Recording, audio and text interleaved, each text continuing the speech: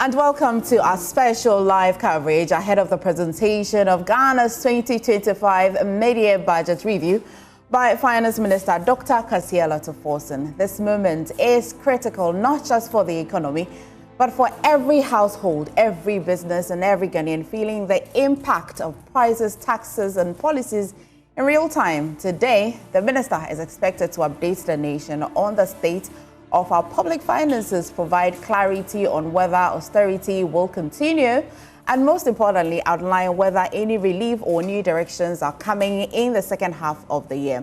Now, joining us for this all-important discussion are three respected voices from across Ghana's economic spectrum: Professor Patrick Isumin, economist and senior lecturer at the University of Ghana Business School, and also Prof Aboagye, CEO, Ghana National Chamber of Commerce and Industry.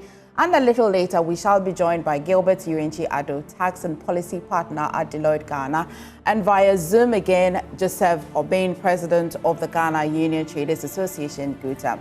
They will help us unpack expectations, manage your realities and possible policy shifts as well. But before we get into the discussion for you and I to understand, of course, my favorite Prof Aboagye is here, lead data and research analyst, join us to help break the data and the numbers down. And you want to stay with us because we will cross live to Parliament, where my colleague Kweku Asante and my colleagues Kweku Asante and George Wefe are pitching camp to bring you the very latest interviews, reactions, and a detailed breakdown of the budget presentation as it unfolds. So stay with us. But let's start with Kofi. Kofi, you have the numbers. You have the analysis. Let's start with you. Gentlemen, thank you for staying with us here. It will be a long one, but please. Well, I mean, it's interesting to always have a mid-year budget review because for me, I always say that is actually the real budget because you start the year with a lot of expectations. By the time you are into the second half or the first half of the year, there are so many things that are clear and that allows you to make changes to your main budget that you had the previous year. And usually the main budget is read in November and you have the mid-year budget in July. But because of the change in government, we had the main budget being read in March and we are having the mid-year budget in July. So the period is very short, but this will help the finance minister understand the economy better, some of the goals they set in the main budget. Are they going to revise it and all of that? There's also a bigger conversation around the current IMF program, which we are running. And we heard the Bank of Ghana governor saying that, look, it got to a point they were even thinking of cancelling the entire program and restarting the whole thing again because of the large fiscal slippages that were recorded in the 2024 aspect of the IMF program. But of course, what we are going to do is to walk you through what the finance minister said in March of this year when he presented the main budget to Parliament. A lot of promises, a lot of tax cuts, and that is the man on the screens, Dr. Kasiela Tuforsen. He is actually the man of the moment, and you will wonder why the president decided to appoint his finance minister, energy minister, and Attorney General, because these three are very, very important. But they all revolve around what the finance minister will say because he has the keys to the country's purse. And so let's look at some expectations, what we expect in terms of what the finance minister will possibly do. For us, the energy sector is very, very important because why?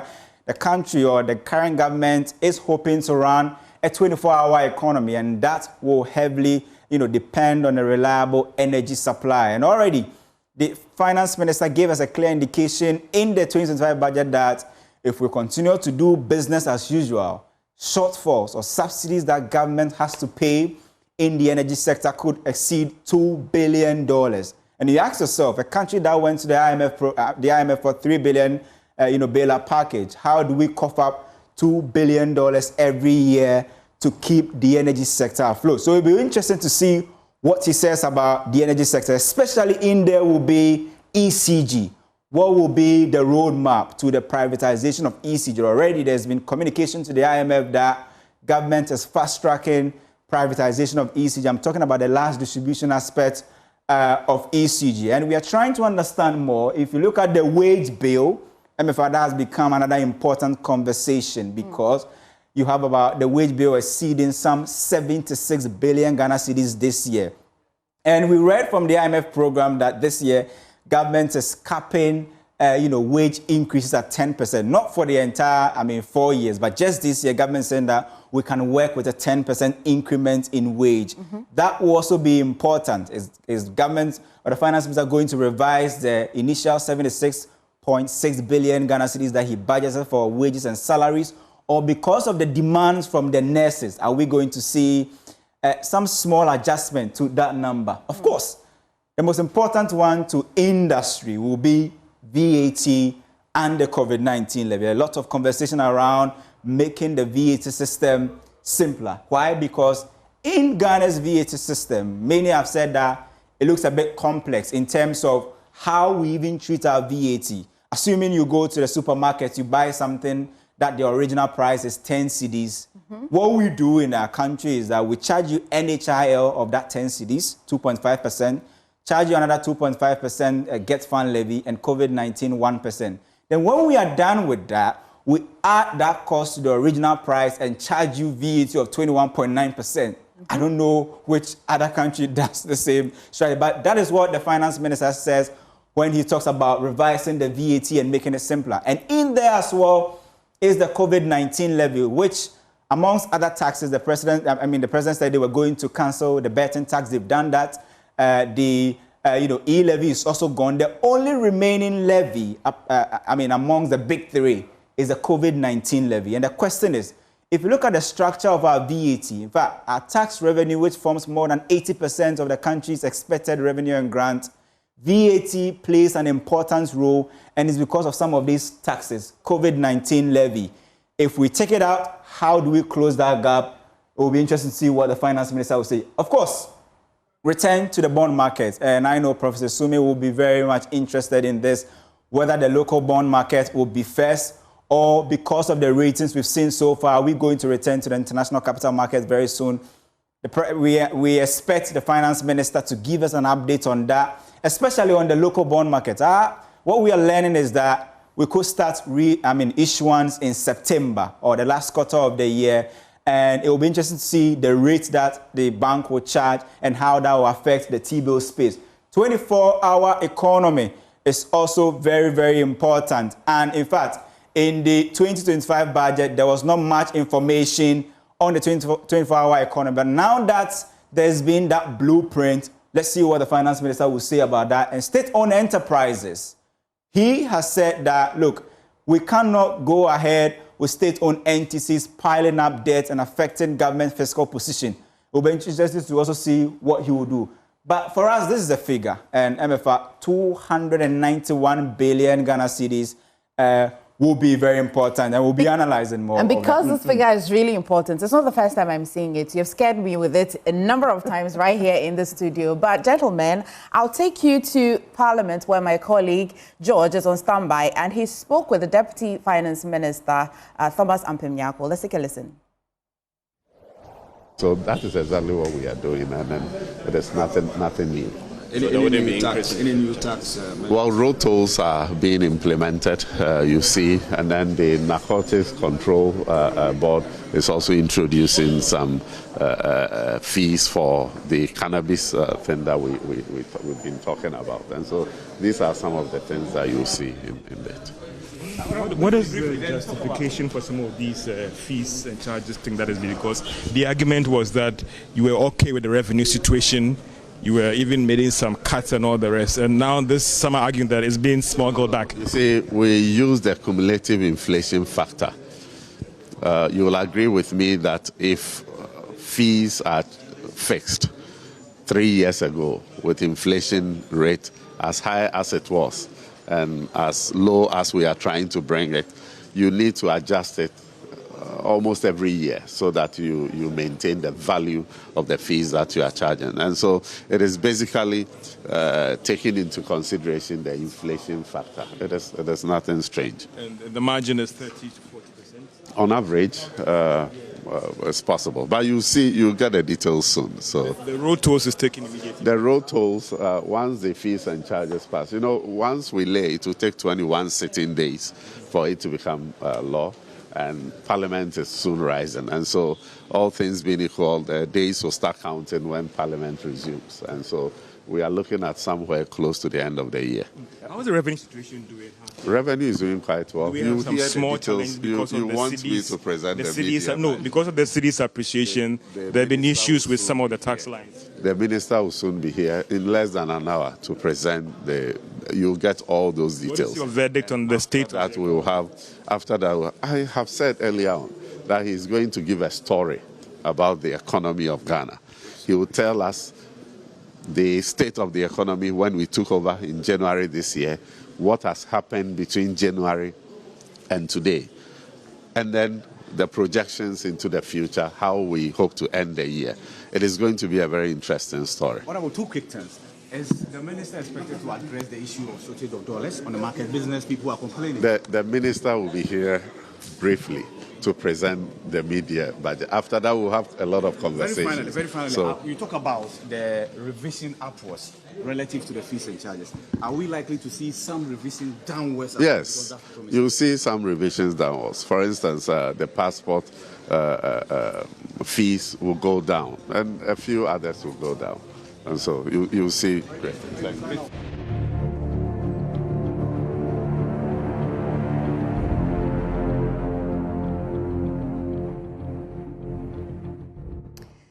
Right, so the Deputy Finance Minister speaking to us. Kofi, I'll come to you, but let me just go to our guest first of all. Maybe Prof, did you have any expectations of the Deputy Finance Minister at least letting the cat out? He let just the head of the cat, not the entire cat. I suppose that from where we're sitting, you have expectations, but what's your initial reaction to what he said so far? Well, largely consistent with what I was hoping to hear. I was definitely hoping that we will bring the road tolls back. I think it's unimaginable that we've been running a country and the roads are breaking down and then we decided not to pay tolls. I don't know any other country where they don't pay tolls. So we have all these massive trucks flying on our road. You know, I'm sure everywhere you pass, people are complaining. So I think the road tolls coming back is great. And I think we had a hint that the fees and charges are also going to be revised up. So it's great to see him confirming. But I think we were also going to get updates on the macro targets, because once we are in IMF programs, the expectation is that the government's target should be consistent with the IMF target. Right. So if you look at the document from the third review, we do see that there's been updates from the IMF side. So we expect that the finance minister also bring our targets in line with what we saw in the IMF documentation. I'm also hoping that there's a broader conversation about the revenue side. The main budget was really heavy on expenditure. Now, I think it's obvious that the kind of expenditure management and rationalization we are doing, we can't do it repeatedly. Otherwise, the government cannot implement its programs. So I think that there has to be some discussion about the revenue aspect. Not necessarily that we have to bring new taxes, but especially measures to improve enforcement and collection of the existing ones. And then also the big one is the VAT reforms. So hopefully it is ready, and hopefully we will see that all the distortions are removed, and then we simplify the process, and then we stop paying tax on tax. And then, things will move on. Okay. So I think, part of my expectation is exactly what was mentioned. Mark, has he hit on any of your expectations yet? Of course, we acknowledge that obviously the fees and charges, there may be some increment because government needs revenue. And as businesses, we are not against government generating revenue. My concern will be the rates. Most of the times, they tend not to introduce new taxes or increase existing ones, the rate for existing ones, but they hide behind fees and charges. Some of these fees and charges affect the cost of doing business. So once they are increasing it, they should consider the impact on businesses as well. So I'm just waiting to see what the rate will be. If you have charges increasing by over 100%, obviously businesses will react. And as you said, the the VAT, for me, is a big concern. Right. So we're happy when in the main budget, they indicated that they are going to reform it, because one of the issues we raised when we presented our petition to the minister and then the former president. So we didn't see much with the VAT. We were told they are going to reform it. They are going to get in touch with IMF and the World Bank to do that. Actually, we've had meeting with the IMF team and the World Bank team 3 times. Okay. And we have submitted our input into whatever they want to do. They are yet to get back to us in terms of what the rate will be, in terms of what the structure is going to be. But I don't know whether it will be presented today. We don't want any surprises because the effective VAT rate for Ghana actually is among the highest. If you add the standard VAT and then the straight line levy, as Kofi spoke about, HIL and all those get fund, you have a rate of about 21.9. So when you go to the restaurant to buy something, you see how much we are paying. But within the sub-region, the effective VAT rate is about 17%. Yes.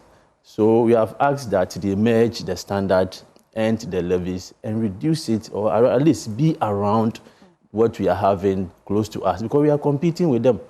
So if only your VAT rate is that high, you'll be outcompeted. Not talking about other cost of production, the utility, the interest rate, and other things. So I'm very much particular about this VAT and how it's going to be. That's very great. We'll go back to Kofi. I mean, because not just you, a consumer, if you went and purchased something, calculating it as a student, VAT, Prof, I'm certain when you're marking some of the scripts, you're wondering, we are confused as to how to even calculate it. It's just a bit, it's tad much, but Kofi, so we were on, okay, you have skipped to the... Well, I mean, we can go back to the fiscal side, because absolutely. That's very important. Yeah, it's very important. And I would say that is the first time we are seeing the fiscal and the monetary side all coming together. I mean, hitherto you used to see fiscal measures, but on the monetary side, it was a different thing altogether. Looks like both the finance minister and the governor are on the same tangent. They do things hand in hand.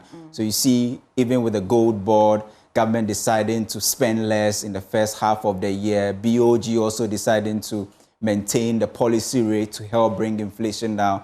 All paints a picture of how the finance minister and the governor are actually working hand in hand. But I want us to still go through the big numbers, because they are actually the highlights when we talk about the fiscal side. And in fact, I was showing you the total expenditure for this year. And that number, I mean, you said I keep scaring you with that. That's about 229, 91 billion Ghana cedis. I want us to go through that. This is the number that we are talking about. And in fact, if you break this down, that's the usual. The usual is that you spend, about 30% on interest payments, also more than 30% on compensation of employees. By the time you are done, about 70% of your projected revenue is gone. So the headache of the finance minister is how to work within this range. But the good news is that if you look at the interest payment aspect, when they were actually projecting these numbers, they were using inflation rate that was very, very high. Right. But now you have inflation rate coming down $1 to about 10 cedis, 40 pesos. It means on the the foreign interest rate servicing side, that has reduced significantly. So I don't know what the story will be. That you heard the Deputy Finance Minister saying that he will tell us the success story.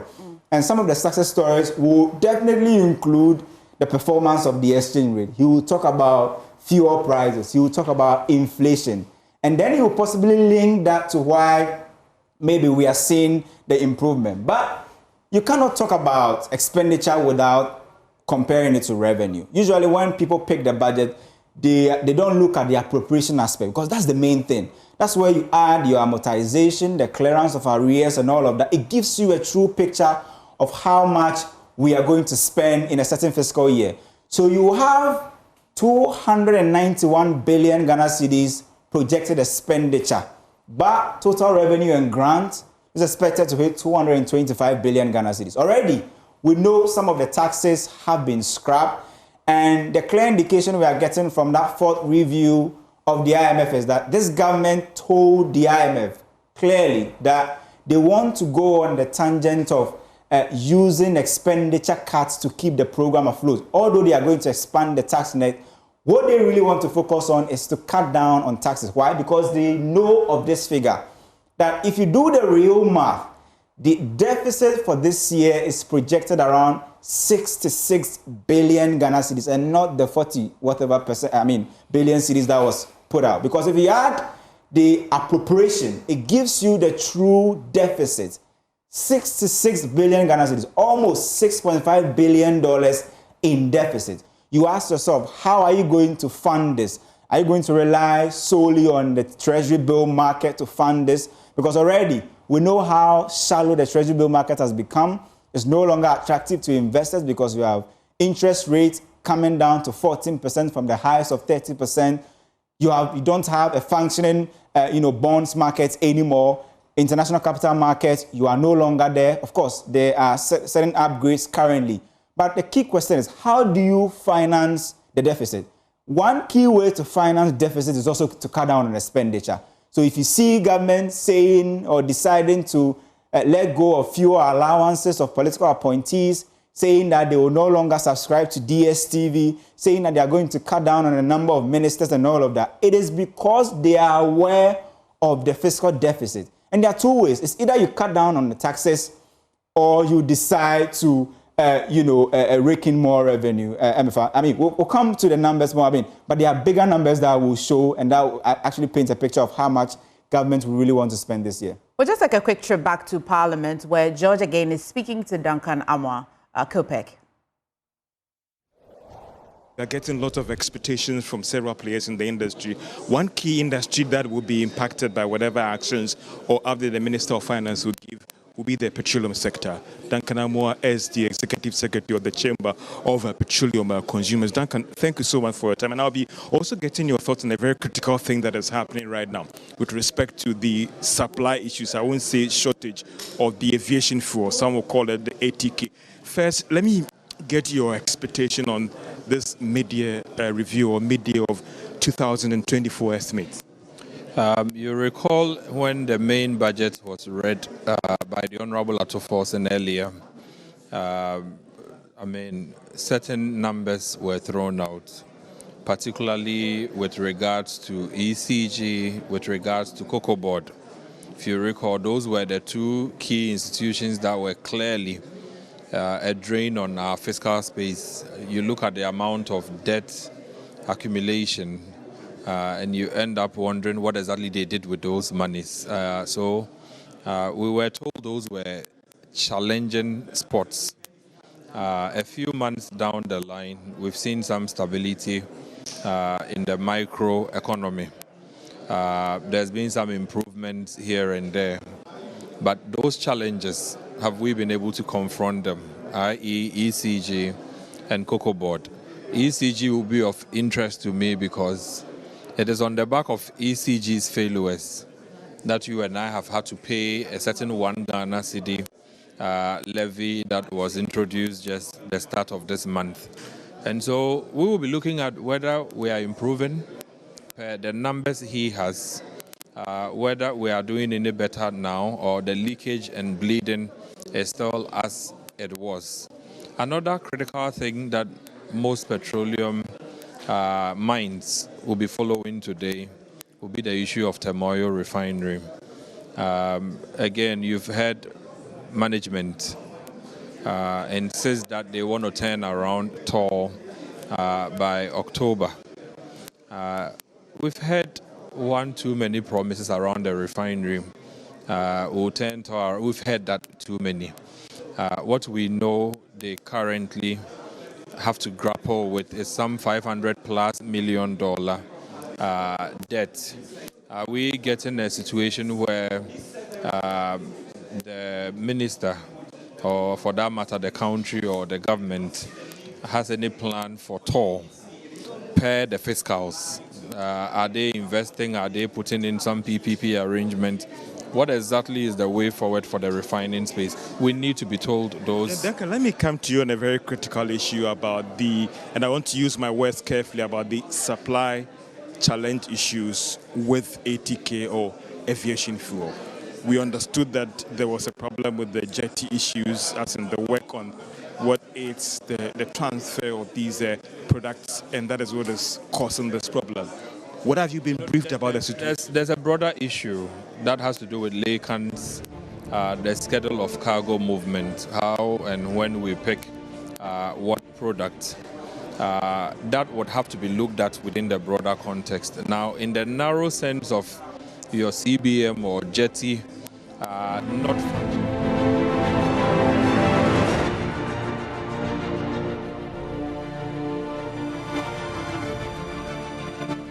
Welcome back to the studio. And of course, we shall be quite heavy on the energy sector because of the new reforms that you may have heard or seen. But Kofi, let's get in here, finish, and then we can pick all of our conversations one after the other. I mean, we were discussing about the appropriation. And in fact, what makes that 291 billion Ghana cedis expenditure projection a bit scary is the element of arrears. And according to the finance minister, if you look at arrears as at the end of December 2024, we're looking at somewhere 67.5 billion Ghana cedis. And he said more than 50% of that came from the road sector, especially cocoa roads. Over 30 billion Ghana cedis in arrears. And in fact, if you look at the arrears that are expected to be paid, if you can give me the next slide, the arrears that will be paid this year is around 13 billion Ghana cedis. 13 billion Ghana cedis in arrears. And many have said that the first half of the year, the finance minister was very circumspect when it comes to expenditure and how to spend. Very tight in terms of the fiscal issues.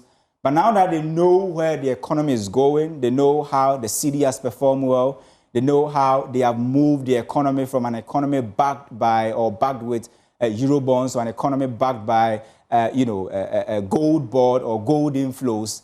Now you have a clear path as to whether you are going to spend more in the second half of the year. And usually, the second half of the year is when is the place that becomes a daunting task, because you have the last bit of the year, which is the third quarter, being very important, where demand for forex becomes so high. And we try to understand why the cedi has come where it is so far, and we are getting clear indication now from the IMF program saying that, look, the government had to do forex intervention in the market to keep the cedi where it is, where just the first quarter of the year alone, Bank of Ghana had to pump $1.5 billion billion dollars to support the cedi. And we also understand the IMF saying that with that 1.4 billion, they have looked at the first quarter and they've seen that the intervention from the Bank of Ghana was responsible for 60% of the stability we saw the cedi chalking. Now we've seen stability. The key question is, how do you maintain the momentum? And that is where inflows from the gold board becomes very important, where the president and the governor have said that just the first 4 or 5 months of the year, we've been able to rake in $5 billion dollars. So the question is, if you're getting this much from gold board, then there's no need talking about a conversation to even return to the international capital markets, because you go there, the maximum possibly you can get is $3 billion. If you're able to focus on gold board and start refinery, and you get about close to $1 billion every month, because that's the projection, you could be on a good trajectory, and your cedi could have, a very good story to tell in terms of the stability. Kofi, but, before you go in there, you mentioned our expenditure. Is there not a cap by the IMF how much we can spend?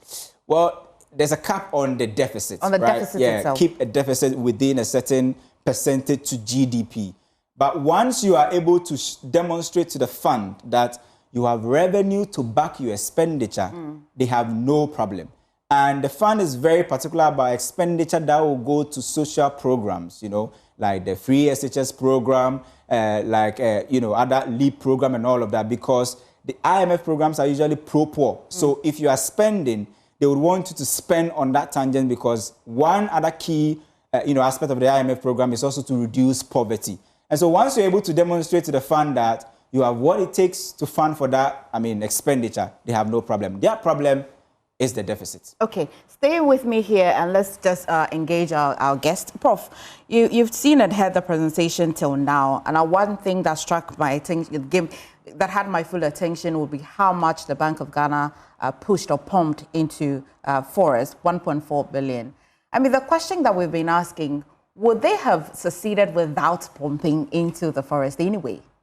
Is there any other economical way, potent way, to have achieved where we are now? Well, I think in terms of to be able to cause the city to strengthen in that short time, you needed that level of intervention. But then we also need to trace what allowed them to have the bandwidth to be able to do that. So we've seen our general exports have done extremely well.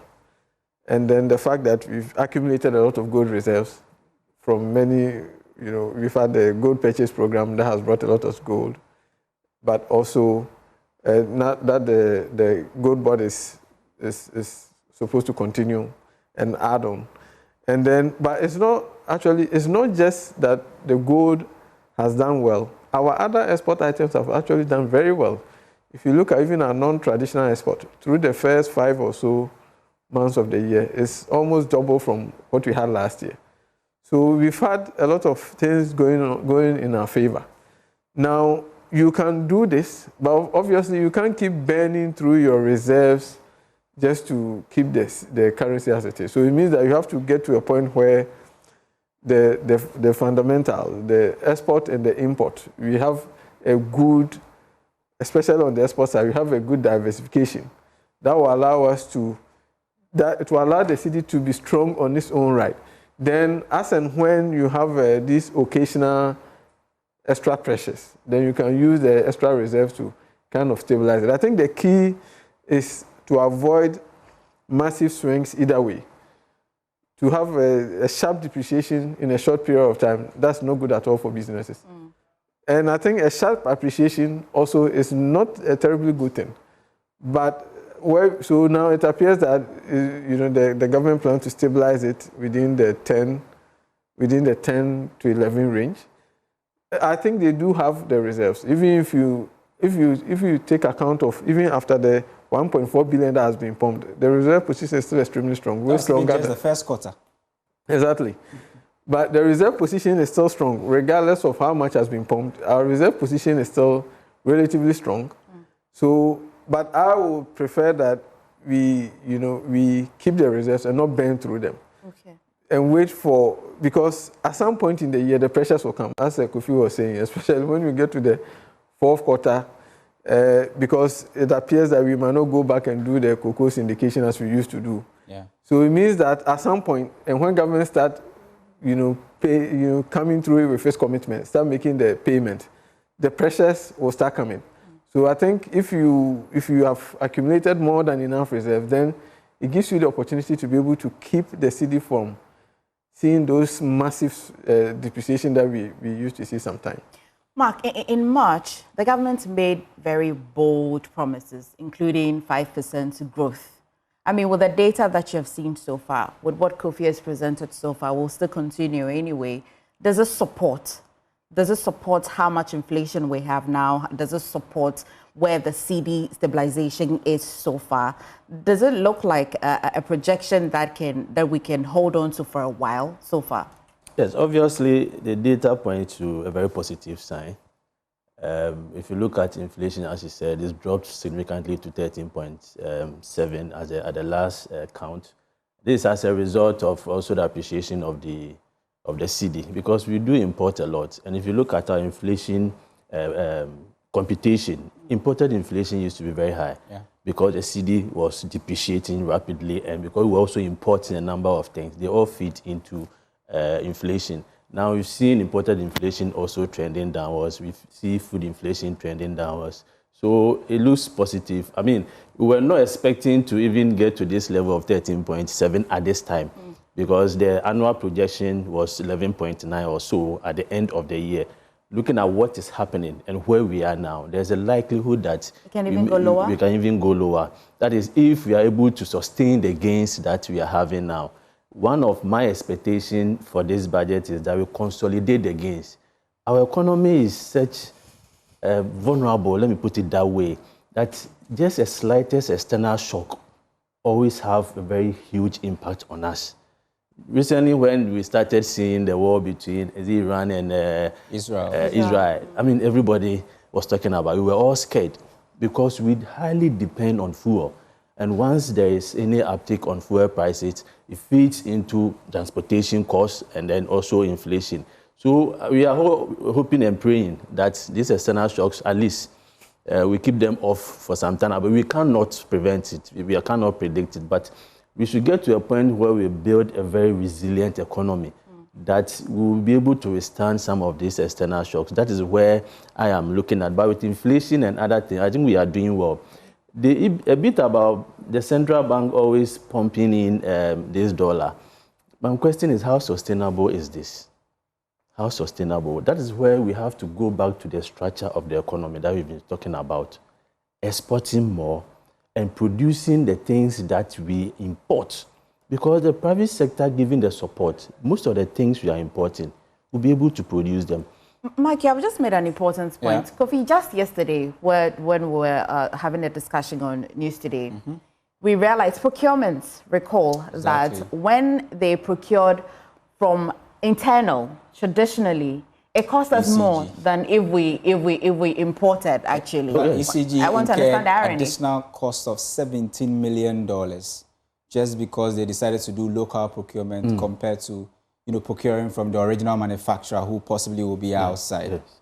So there are several products. I get so worried when, for instance, tea roll, we can spend over 100 million on tissues.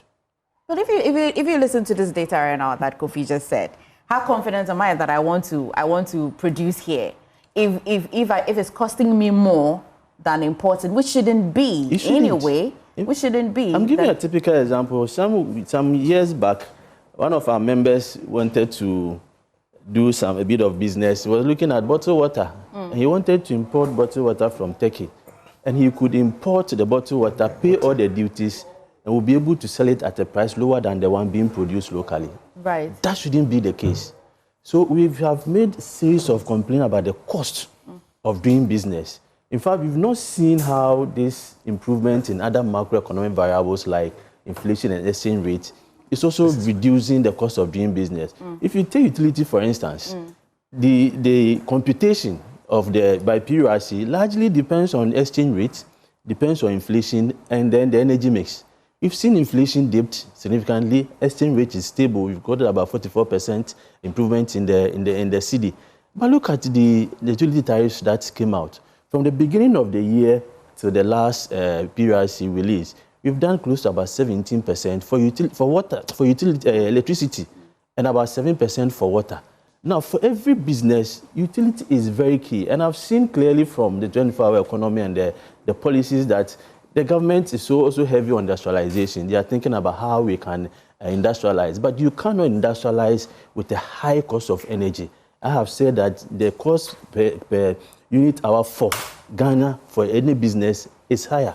Higher than most of the countries that we have. So if you have to industrialize, then we need to look at it. That is why I'm also looking at how the issue of ECG is going to be looked at. ECG's inefficiency is also costing us more. Yeah. So the roadmap for this one, it should be clear what they want to do with ECG, because we cannot continue with this high cost of production. So if I'm producing here and it's very expensive, I have no option than to import. I was talking to my colleagues from gov't that if the local businesses, the manufacturing companies are producing the things that you need, and you can buy them at a relatively cheaper price than if you are importing, then gov't and all those who are buying from outside, they will stop and buy from the local people. Expand the space. Expand it. If you do that, you create more jobs. Anytime you import $1 worth of a product, you are creating $1 worth of employment for the country you are importing from. You have huge unemployment here. Why don't we support the businesses in Ghana to expand and employ more people? So I think we have all the, let me say, the arsenals, the keys to transforming our economy. Sometimes it's about commitment to the things that we say we are going to do. We are here where we seem to run an economy on the basis of manifestos. This party comes, manifesto. This is another party, manifesto. We then seem to have a medium to long-term development plan where all these manifestos will fit to. So if Party A comes with a very important policy, and you think that you can build on it, don't throw it away. Build on it. We've heard the 1D, 1F being cancelled and all those things. For me, it's a major concern. Those that did very well under the 1D, 1F, how do we transition them into the 24-hour economy? These are low-hanging fruit that they can tap into because you want to export more.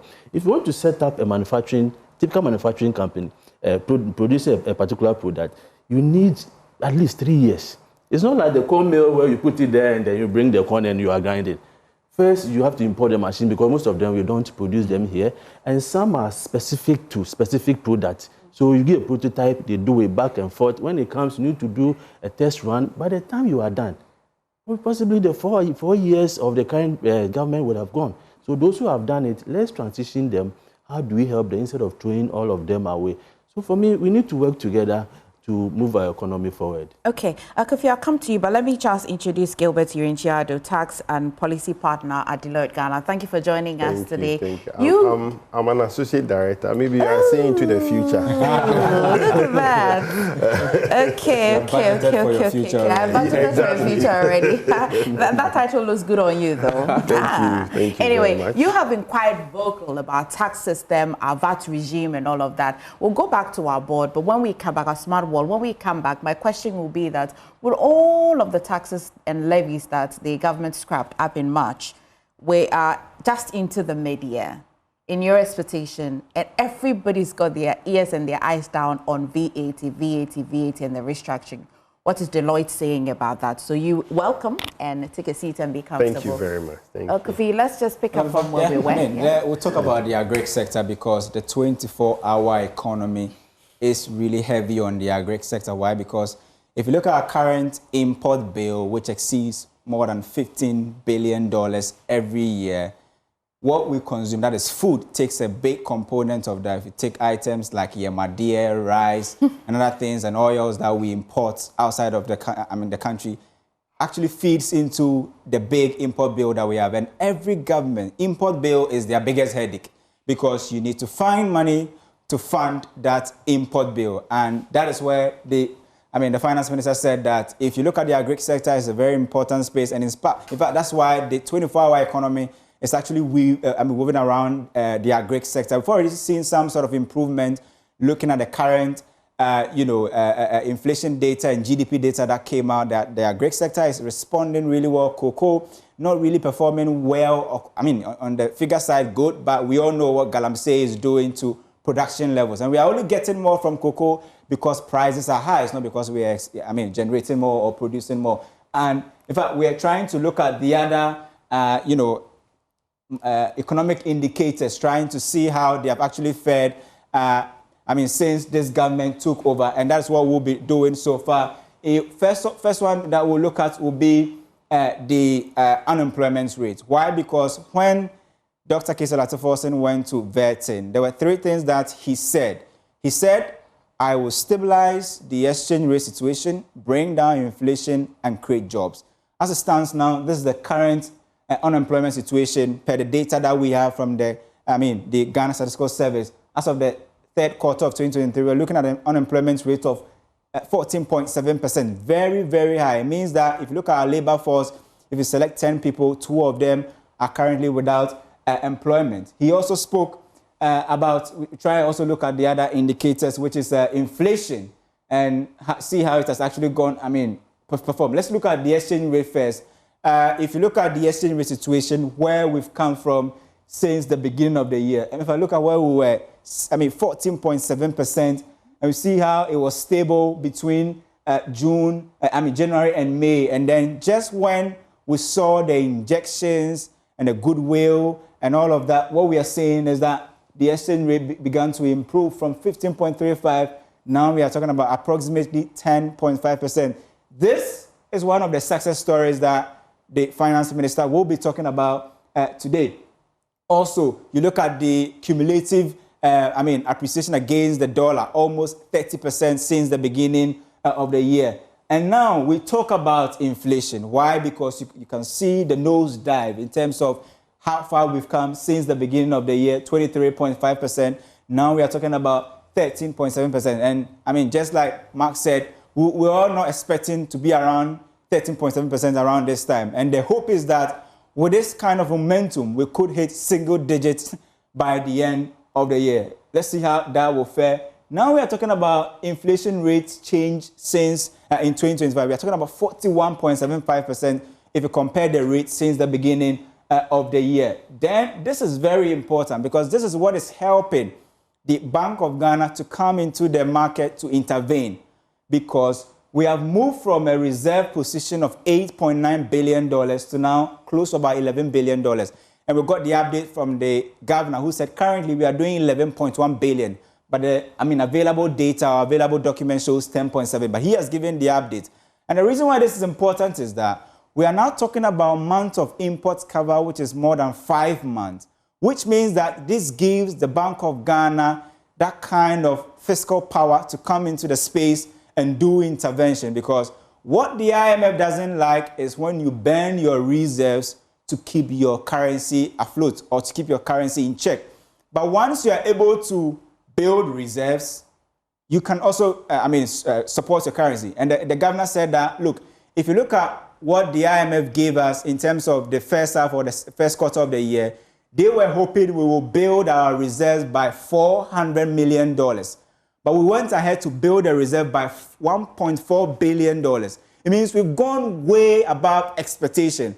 This gives the Bank of Ghana that kind of right to come into the space to intervene. And definitely, the whole game is demand and supply. So if Bank of Ghana has the dollar and wants to supply, it's all good for the markets and actually, reduces the power of the, the black market. And so once Bank of Ghana comes in to actually do that kind of intervention, once they have that power because of the high reserves we have currently, that is also, accepted. Now, we go back to other factors, and I want to show you what the finance minister said. He said that gold board is going to be the main thing because they are moving the economy away from an economy backed by euro bonds now to an economy that is actually backed by gold board. We'll be looking at some of the numbers, especially talking about how far we've come, some of the commitments government made, and that could be the biggest headache of the finance minister. Let me try and go through some of them before you go to the guest. And in fact, looking at some of the big pledges we made in the 2025, but the main budget. Let me just run through this. Look at the pledges we made. And we understand George is speaking to Stephen Amoah, the former Deputy Finance Minister. We'll take you to the live now. View of the 2025 budget estimate. Thank you very much for this opportunity. In the first place, I think they have to present a very truthful picture of what has happened within these 7 months, say half a year. What I mean is that the NDC government hasn't done basically anything. And they are coming, so they have not done. Yeah, that's what I'm saying. Even if they are even keeping watch of the money, that is something. No, so you don't take me out of context. Doesn't mean they are doing bad, because they are. You admit they are doing well. No. They are not doing. They are not doing well. They are not doing bad. From my understanding of the economic situation and fiscal space, they are still forming their government. So anybody that says NDC's government is not doing well, to me, it's not being fair. Anybody that is saying NDC's government is doing well is being mischievous, because even tomorrow they are vetting some of their ministers. They haven't finished forming their boards. NDC government hasn't put a peso in a road fund, and it doesn't mean that they are doing bad. No, they are still at the formative stage, and it's very conventional and regular. I hope you understand what I'm saying. Almost everything that we are enjoying as a result of the economy is carried forward from last quarter 2024. Go and read the budget Dr. Atuforsen presented. I hope you understand. So nobody should come and say NDC is doing well or bad. And that is why I'm saying that they have to present the true state of what they inherited, what they've added or not these 7 years, and why they have not, and where they are taking us to you Ghanaians' hope. So apart from that, what again are you expecting the minister to say in terms of the economy? One critical thing that has come up is about the fees and charges, which the Deputy Minister explained that this was something that was already approved and now is being implemented. Some have also argued that they cut back on the revenue and they are struggling and they have to use these charges to shore it up. What do you make of it? That is why somebody like you and the multimedia, which to me is number one, should take some of these critical things we talk about serious. I am not against the fees and the charges increment. Personally, that's my personal view. To go up by 30 I am not. Isn't that too high? Then they should be able to explain to Ghanaians why. Because increment in revenue generation is calibrated in nature. It depends on your fiscal space. And we run, across something, negative effective tax rate economy. As a country, we are always borrowing, increasing our debt to GDP, destroying our fiscal space. The only way we can survive is revenue generation domestically. But we have demonized this whole thing. So they should be able to come public and explain to us. Because I am one person, I always advocate for increment in terms of revenue generation. So I won't come here and then look the other side. But that's what I'm saying, they should come and be truthful. We need enough money. Our space is still not consolidated. We seem to have debt to GDP still high. We are not generating enough. We have a lot of statutory obligations, infrastructure, health, education, and others. We need money. But then they use it as political tool against us. They should be fair enough. Let Ghanaians know that, what we did, even coming to government, NDP government did not do anything bad. And that the way to go is to expand our revenue base, increase our generation, and consolidate and stabilize our economy and become more independent. That is the way forward. But that is why I'm saying that they shouldn't come and lie to Ghanaians. Just as I'm saying that they are not doing good, they are not doing bad, they are self-forming their board and ministers, they haven't spent even road sector, nothing. So everything is as a result of the fact that last quarter, 2024, most of the primary macro indicators were better than even 2016. Talk about GDP, primary balance, talking about all of them. In fact, inflation had moved from 54.1 to about 22, exchange rate 54 to about 16 point something. So it's a downtrend. That is our trajectory. That is happening. And we are still enjoying that, outflow as a country, but they as a government, and I'm not blaming them because it's too early yet. Oh, no, but before I let you go, in terms of expenditure, there are some who are afraid or worried that some of what we've seen over the past months is due to some prudent management of expenses. And from the next month, they will start making some payment to contractors and all those things. The fear is that that could unwind what we've seen already. Do you share that same concern? Inflation. I face it creates space for uncertainty rather in economics. I haven't done any econometric analysis yet because I need to pick the data and run regression analysis and know those. I haven't done them. You know I'm an actuarial science person. But what I can say is that it also affirms some of the comments, even though rebuttable, because we need to get there. That because they haven't spent, they haven't done anything. It's the same as I'm saying. So now people cannot be sure whether after starting to spend as a government, they will be able to contain what we have or not. But it will come as a result of proper, prudent financial economic planning, if they can do that. And they wouldn't sit there and do propaganda, whether in DC and PP now, it doesn't matter. I think there should be a new shift.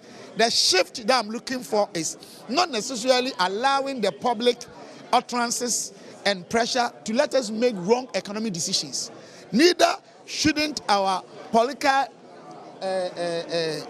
interests or partisanship influence or inducement let us as a people to embark on trajectory that will not provide the stable economy that we want. We are tired of recycling our problems and propaganda and some policies that are dysfunctional. I'm not interested.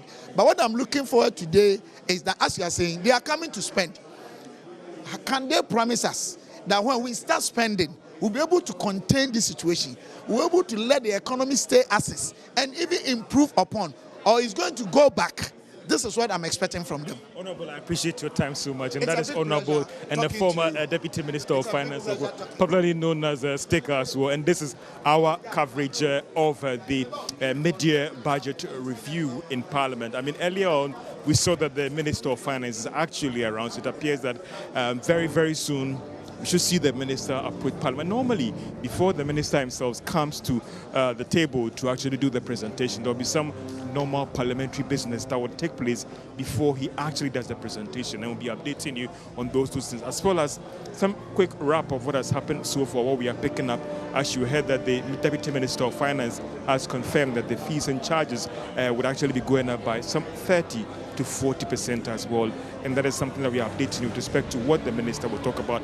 He also argued that he will give us a true picture of the state of the economy when it comes to revenue and expenditure. This is our coverage of the mid-year budget review, coming to you live from Parliament of Ghana. Over to you in studios.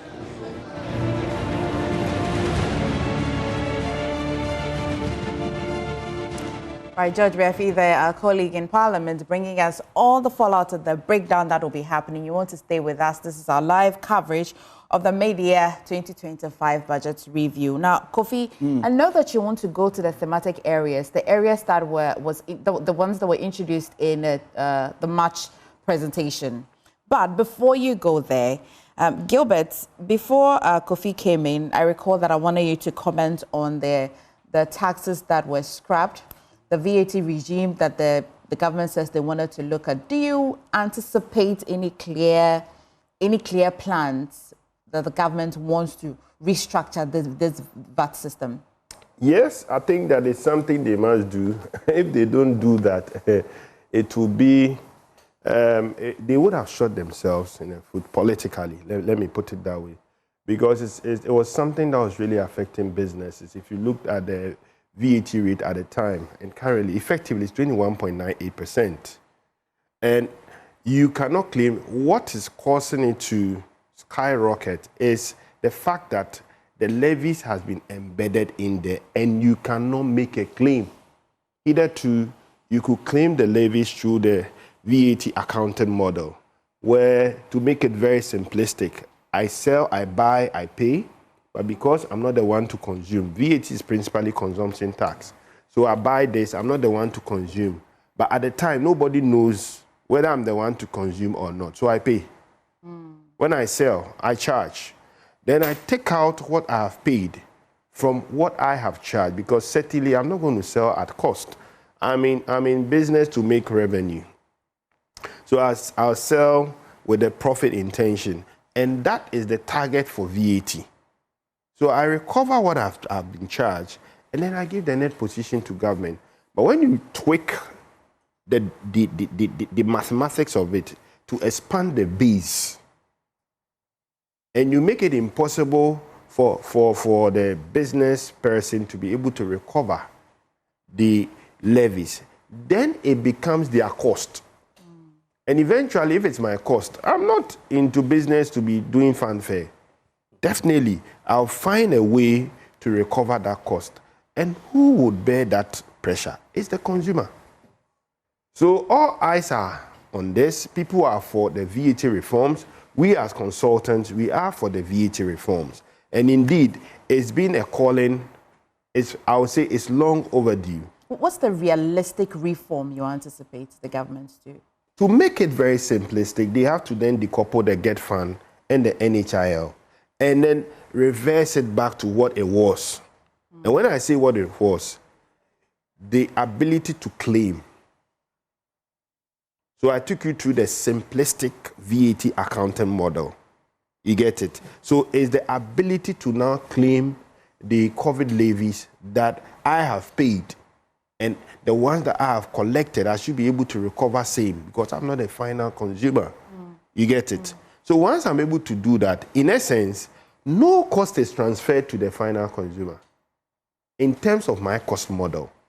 If they are not able to do that, it's going to create a whole lot of issue. And then the issue of abolishing COVID.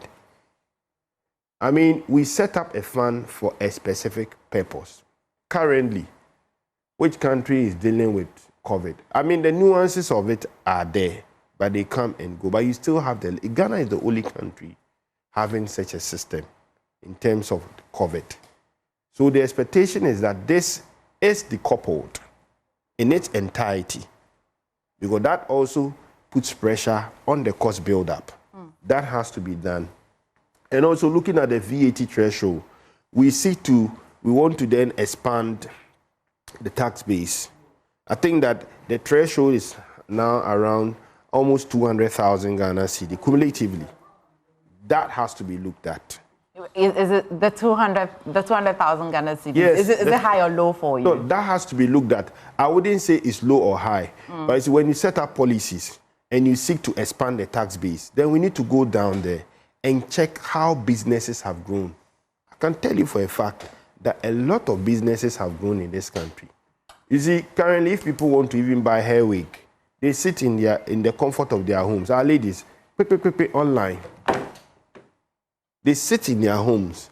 Now, you could easily locate those who are at the marketplace because they have an identifiable location where you can go to and then talk about tax issues.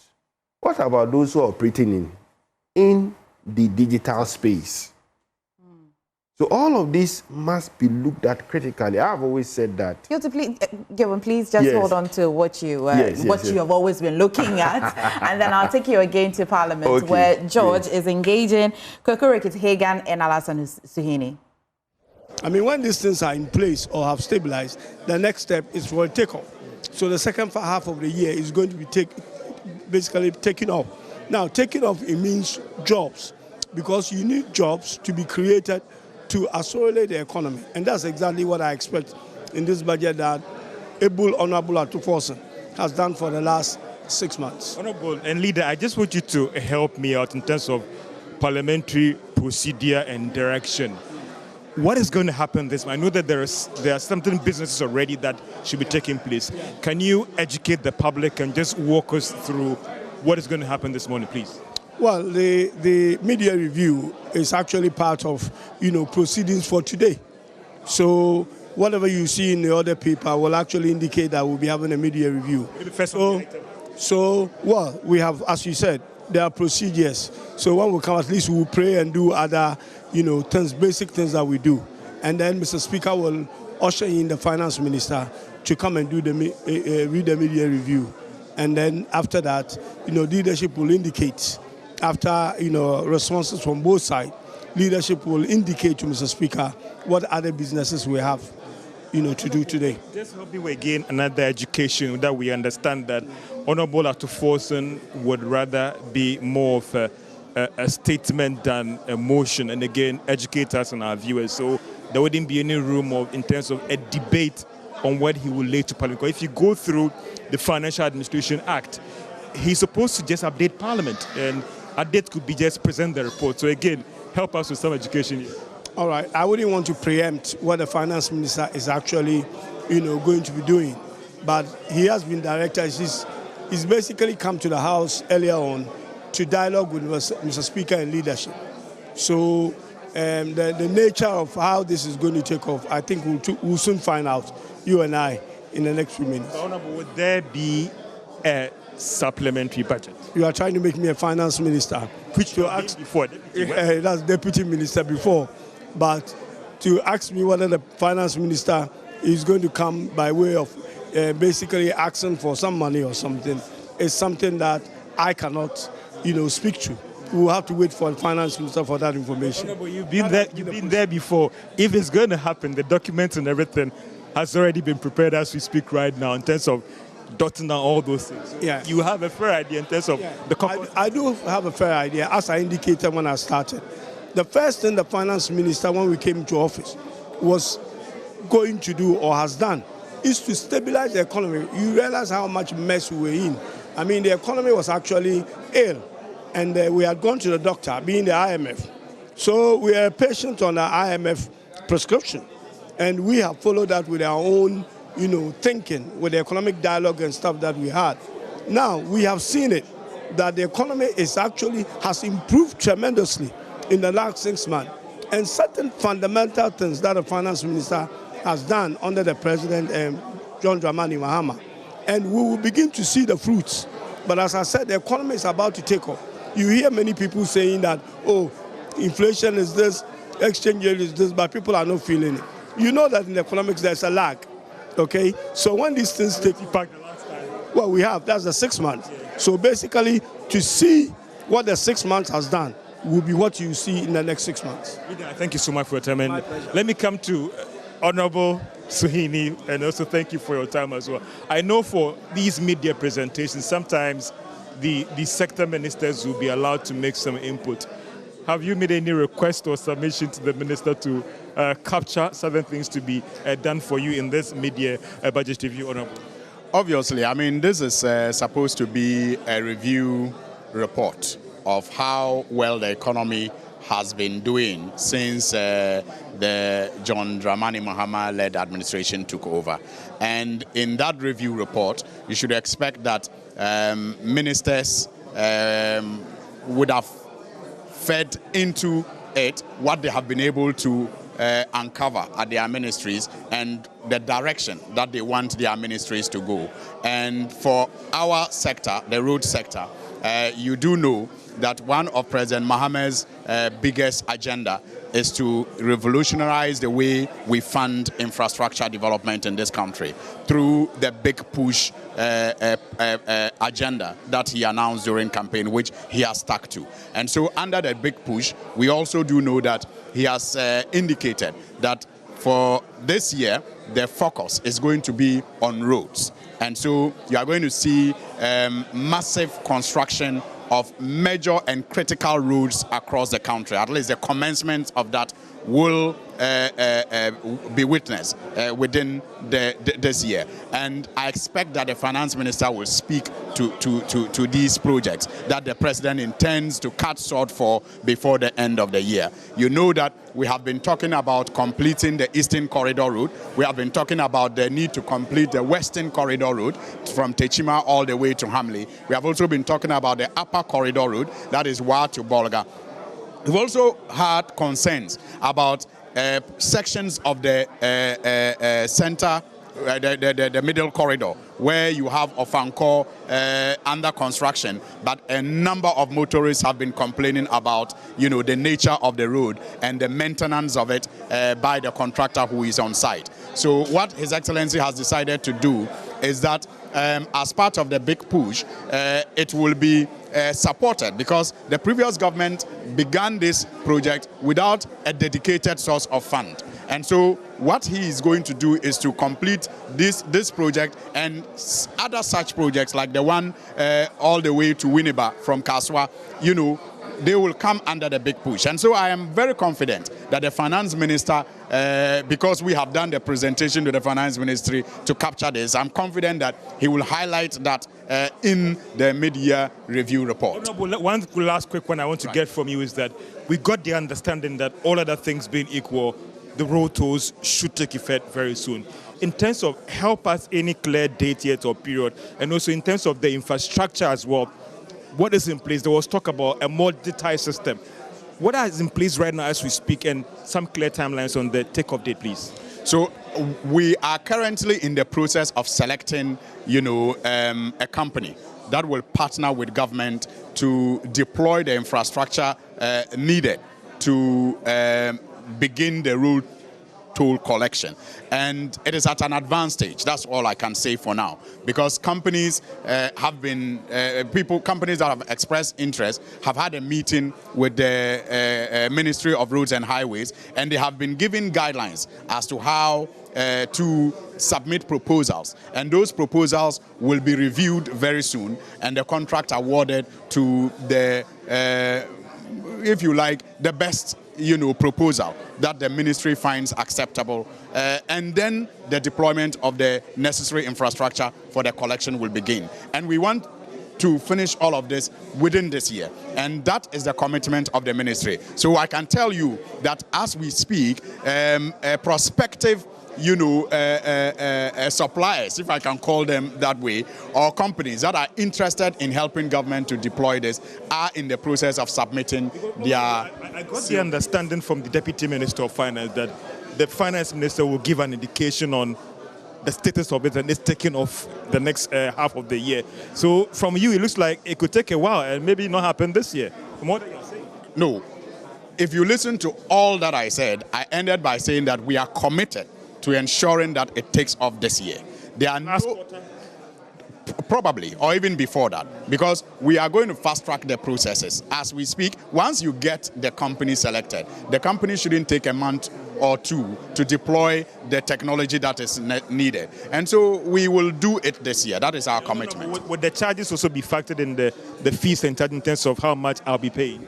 Absolutely. I mean, we have also even done the stakeholder engagement on the charges that should be approved by Parliament. We only a couple of weeks ago had meetings with the GPRTU. We had meetings with the road transport operators in general. We also had meetings with some road users. We have also gone out there and done some shopping. You know, just asking people how much they think will be acceptable once we reintroduce the road toll. And so, well, when it gets to Parliament, when it is approved, there's a conversation and there is a coalition, I'll say, around a figure that I think is reasonable and acceptable. And when we get to that point where it has to be announced, I'm sure that it will be announced and everybody will embrace it. And the procedure of collection will also be determined by them. I appreciate your time so much. This is our coverage of the mid-year review of the 2024. But before I come to you in the studio, Koku is here with me, my colleague. We're covering this presentation together with the host of our producers in terms of the mid-year budget review. I mean, Koku, I was trying to get earlier on from Honorable Rekete about him running us through. What I know is that this is not a budget, and let's explain to our viewers. The minister paid the Public Financial Management Act before the 31st of July in that fiscal year should come to Parliament and update Parliament on how the economy has fared, because the last budget was based on data ending December. That is what he's going to do. Exactly. So just like you said, the PFMA provides that before the end of July, the finance minister would have to come back to Parliament to explain and to also sometimes review some of the data, because a lot of projections are made. Half year, you are obviously able to tell whether your projections are spot on. Do you want to revise certain things? So what the finance minister is going to do is in the name, the mid-year budget review. The minister is going to review the budget that he made. Sometimes they ask for money. This time around, as we are learning, they are not going to ask for any more money, because what they are doing is to simply come by way of a statement, and then the finance minister will deliver that, and then they will move on. So just like you said, very instructive. This is not a budget. This is a mid-year budget review that the finance minister is going to do. And there's a lot of politics around this, obviously. In fact, right from Monday, the minority had kept insisting that the finance minister comes for a committee of the whole meeting. We understand that happened yesterday. In fact, we can confirm that it did happen. Of course, journalists were asked out of the chamber, but it did happen behind closed doors. The finance minister, with both sides of the house, certain key welfare matters, all discussed, and all those issues have been trashed. Today, what we can tell our viewers also is that the minority will be in the chamber when proceedings begin, but just before the finance minister will begin his presentation, they will all file out. In fact, if you just go about 5 meters from them all in black, because they are protesting. They say that there are certain things going on with Ghana's democracy that they do not want. That is why they are petitioning the president, the diplomatic corps, Codeo, a host of other national institutions. So they are going to do that. So if you go 5 meters behind us, there are a number of buses, Land Cruisers that are ready for when the minority file past and leave Parliament. They are going to get into the vehicles and go to the presidency and present the press petition. As whether or not the presidency will receive them at the same time the minister presenting the media budget, we do not know. But we know that the men and women of the New Patriotic Party are not going to sit through for since presentation. Let me also I remember yesterday you spoke to the chairman of the gov't, that is economy, and he was categorical. I asked Honorable Koku Rekete, who is also the deputy majority leader, sent to be corrected on that one, about a supplementary budget. He couldn't answer that question. Yes, I have had situations where an hour before budget, documents have been changed. And that's very interesting, because from where he sits, he's much closer to getting certain very key information as deputy leader. And he has also served in the finance ministry before. And so Once he doesn't want to confirm or deny, it tells you that they want to keep their cards very close to their chest. And it's very instructive, the point you also make, that is the majority leader, they are going down there. Obviously, any moment from now, things are going to start. And so they're keeping their cards close to their chest, just in case there are changes. They do not want to come out and commit themselves. Out of place, even with the major budget, documents have changed lastly. And they do not want to commit themselves when there may be changes. But of course, the chairman of the Committee on Economy and Development was categorical. They are not going to ask for more money, but things can change any moment from now. The finance minister is here as we speak. He's in the speaker's lobby. He's going through his books. There may be calls from the presidency, there may be calls from other places that may force certain changes to be made. So until the finance minister goes to the days and start presenting, you can never be too sure as to what to expect. And that is why we are keeping our cards close. I also sought to ask the deputy majority leader for clarity on about whether this will be a statement or motion. He also didn't want to answer that one as well, because a statement means that no one can comment or debate. I stand to be correct in terms of parliamentary proceedings. But why is the minister going this way in terms of not laying a motion, but rather a statement? I think it's because of the points they made while in opposition, because they used to fight Ken Ofori-Atta a lot about coming by way of statement, and they said that that was the finance minister's way of circumventing the process for a vote, because normally they wanted to force a vote to some of the key changes that were being made, and the finance minister then, Ken Ofori-Atta, and even later, Dr. Mohamed Amin Adam did not want to do that. They always came by statement, and I think they've seen the wisdom in that, because when you come by motion, a motion means you move, it will be seconded, it will be voted on, and you don't want to take the risk. Of course, they have to test majority. They don't even have to be afraid of that. But the calculus is that you bring a statement, it is commented on. It is a much more easier process to circumvent than coming by way of motion. Yesterday, the provisional order paper showed that the minister was coming by way of statement. And so, statement, the finance minister, statement of the media budget review. But the order paper for today hasn't been printed yet. It may change to a motion depending on what it's going to do. But normally when it comes by way of statement, then you know the minister is just going to tell you a statement. He's not going to ask for anything that requires parliamentary approval. And if the minister wants more money, Parliament will have to approve it by motion. If it comes by statement, it gives you an indication clear away that the minister is just going to make just a bare statement, tell you about changes, what they have done, what they expect, and then he'll leave. There's a critical question. That is why people are even speculating on the supplementary budget, is that there is still lack of clarity about how they're going to finance the 24-hour economy. And that is where the big challenge is. How is it going to finance it? And that is where people are trying to get some understanding in terms of how it will be done. If it doesn't come through a supplementary budget, how is it going to address that? And that's important because normally, and I see the deputy finance minister, will try to grab him pretty shortly. What happens usually with some of these very key and important matters is that you need to be able to adjust. And even if you're going to move money around from the budget you already presented, you still need parliamentary approval because the money was approved for a specific function. And if you want to move them around, then you need the approval of Parliament. And so when we get the deputy finance minister to come to you, talk to you, perhaps we'll get to know some of the understanding and what exactly he intends to do with some of these things, which are very crucial. The deputy finance minister. We have the deputy minister. Honorable, thank you so much for your time. Are we ready for the... We are ready. The minister is in the building. We are waiting for Mr. Speaker to enter, and then he will come and deliver the statement. Are we going to see a supplementary budget? I have already answered that we are not seeking more money. But he will seek approval for other things. What do you have to tell Ghanaians? The concern is that, yes, the minister has been able to manage the economy prudently, but there is a challenge about inflation, NIEBD, or my pocket as well. The macro numbers, the lag time, the transmission time for people feeling these things in their pocket. What do you say about that? There is always a lag, but you can agree with me that prices have started going down. We expect it to go further than it is now, but prices are sticky downwards, and so it is a gradual process. We are expecting inflation to go down further. I mean, this 13.7% is likely to go down in the next window, and so the signs are very good. I mean, so just wait in a couple of minutes. The minister is here. He will enter and he will deliver the statement. Last 2 minutes, there's a fear that you've been able to close the taps in the first 6 months of the year. And that is why we've seen that prudence in terms of the inflation and also the cedi as well. The president recently indicated that in the coming weeks after the audit, you will start paying contractors as well. You can even confirm for that if it's not true or not. The fear is that when you start doing payments and all the rest, the taps will be open, things could get out of hand. As soon as, the minister completes the statement, you will agree with us that contrary to the perception that we are not spending, we are spending. We are spending a lot. We are actually implementing this year's budget.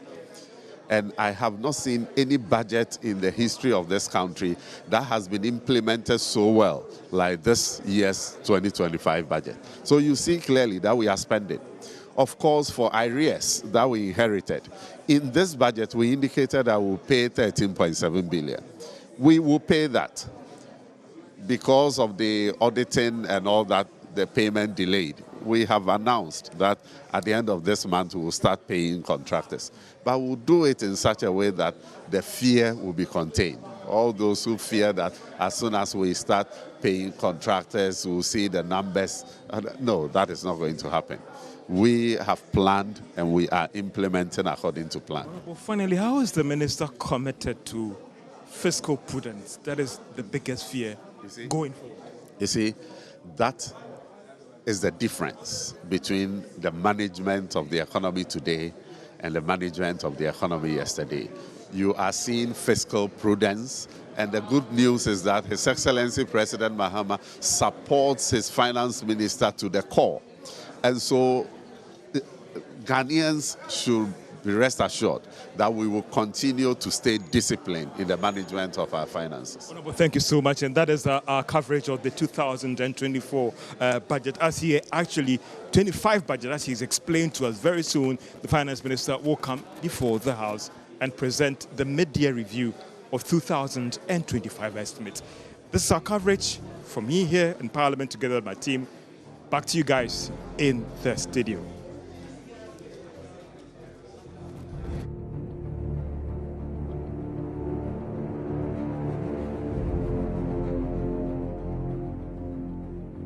And you heard, George, this is our coverage. You want to stay with us. And you heard the Deputy Finance Minister say that the minister is in Parliament and would walk into the chamber any moment from now. But Gilbert, you were on the tax. Prof, I'll come to you. When I come to you, we'll pick up on what Alasa Suhini mentioned about the road, the constructions project, Kofi, and you'd be reminding us about how much we were losing since we just scrapped the road tolls. But I'll go back to Parliament. George is just about engaging the Trade Minister, I think.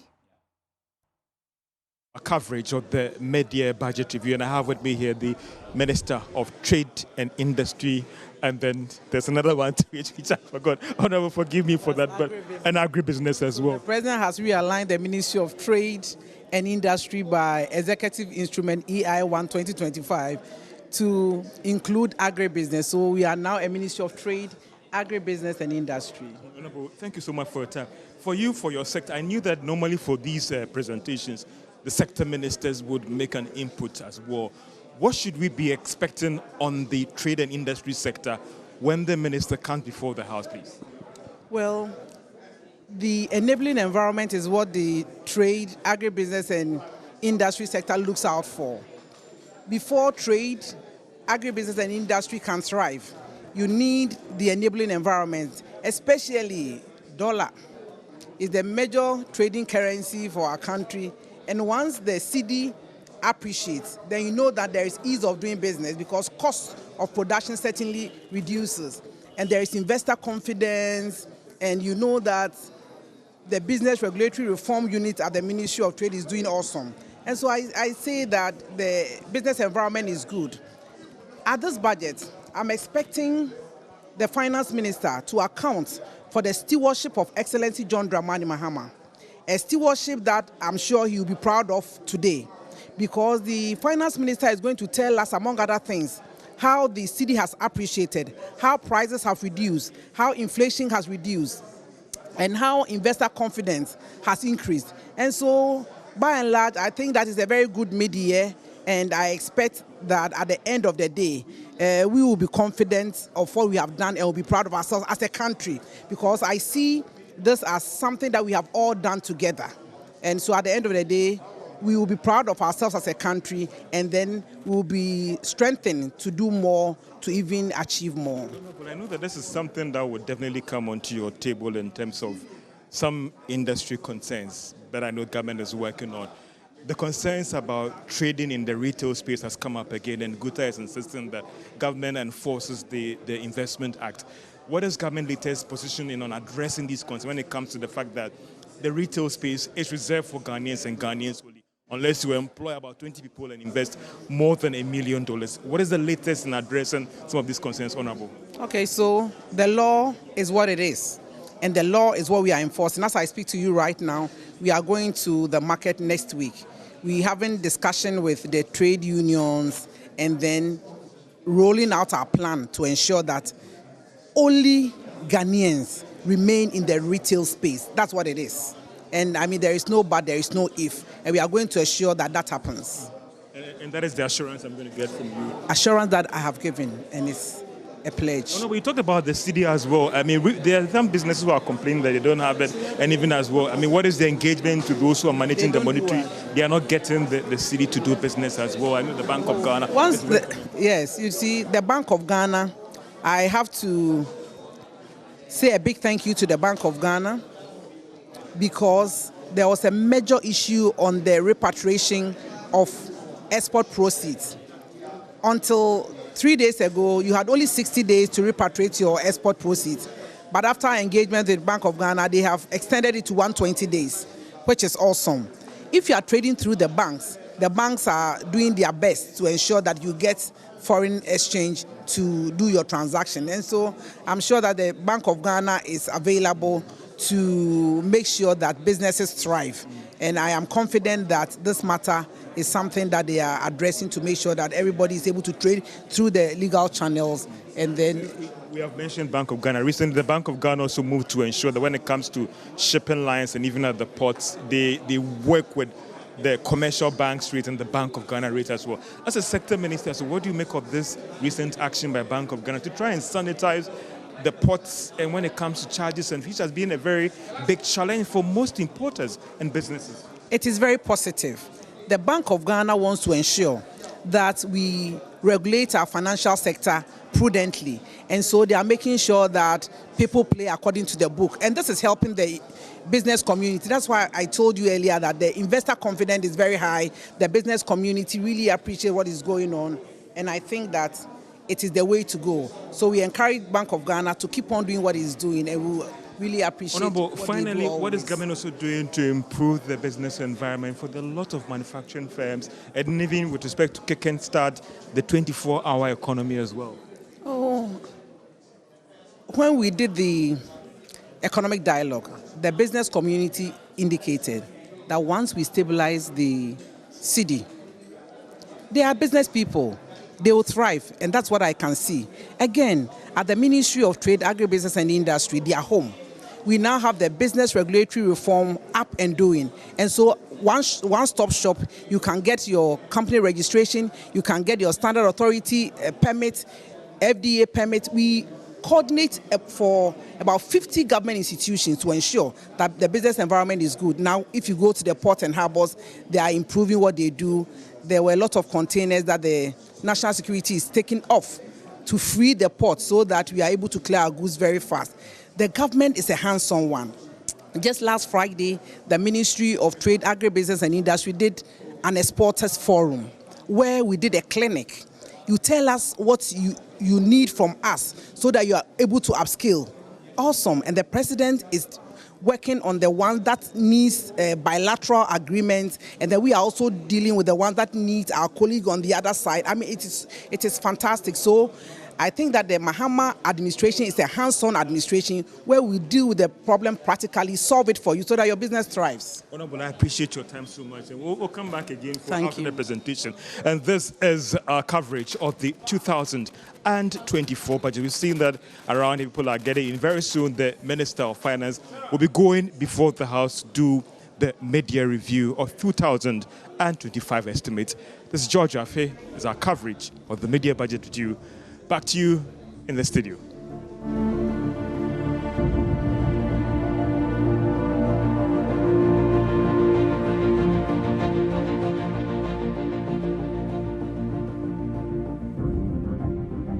Welcome back to the studio. Now, Gilbert, quickly, you have a few challenges with the tax base. Yep. What are these challenges? Great. So it's very important that we look at the tax base, the expansion of the tax base. I think that one of the narratives that has been discussed is trying to rope in more revenue by looking at digitizing the mode of tax administration. What I've said is that we need to take a step back and ensure that institutions and their operations are synchronizing. We have the National Communication Authority that can shut down internet within a second. Is there no system of tracking what goes on within the digital space? People on TikTok, Kill and Pia, and all of those things, they are developing content. People are paying. Are we getting the right taxes from there? I just use that as an example. There are other digital content creators. And I can tell you for a fact, I don't have the statistics, but if you go on Facebook and you see all of these things that they do, what is the motivating factor? Income. Income. You get it? So we need to look at how we can exploit the digital space. And we also need to then take time for the incubation period.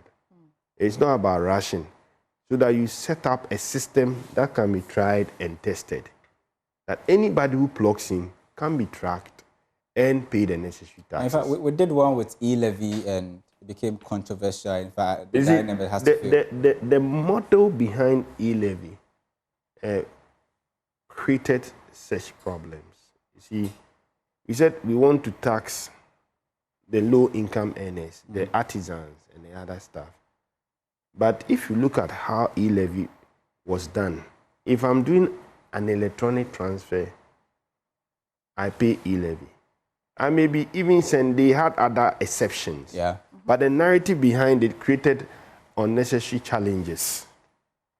So this digitization model I'm talking about is not in the character of e-levy. It is in the character of having access to income that are earned by engaging in what? Proactive economic activity. Content developers. Why do you come here every day?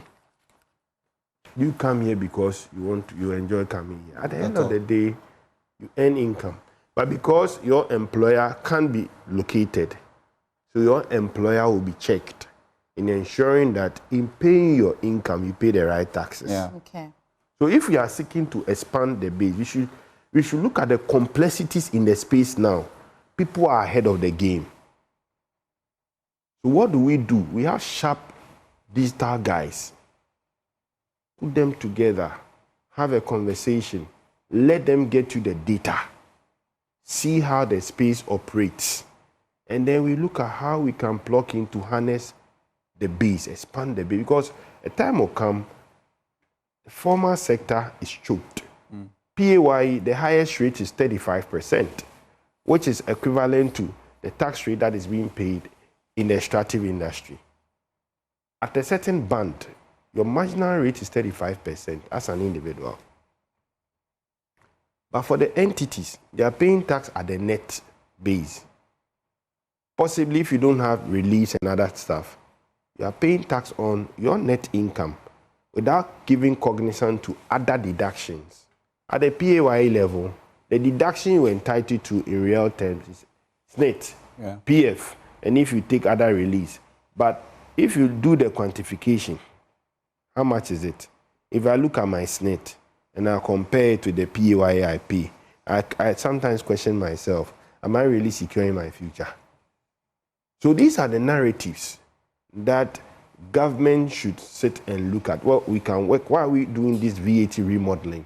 Is to ease business. The challenges that businesses are facing in terms of cost. What is the end result? When things are done appropriately, then the expectation is that they pay the right taxes. But have we really expanded the base?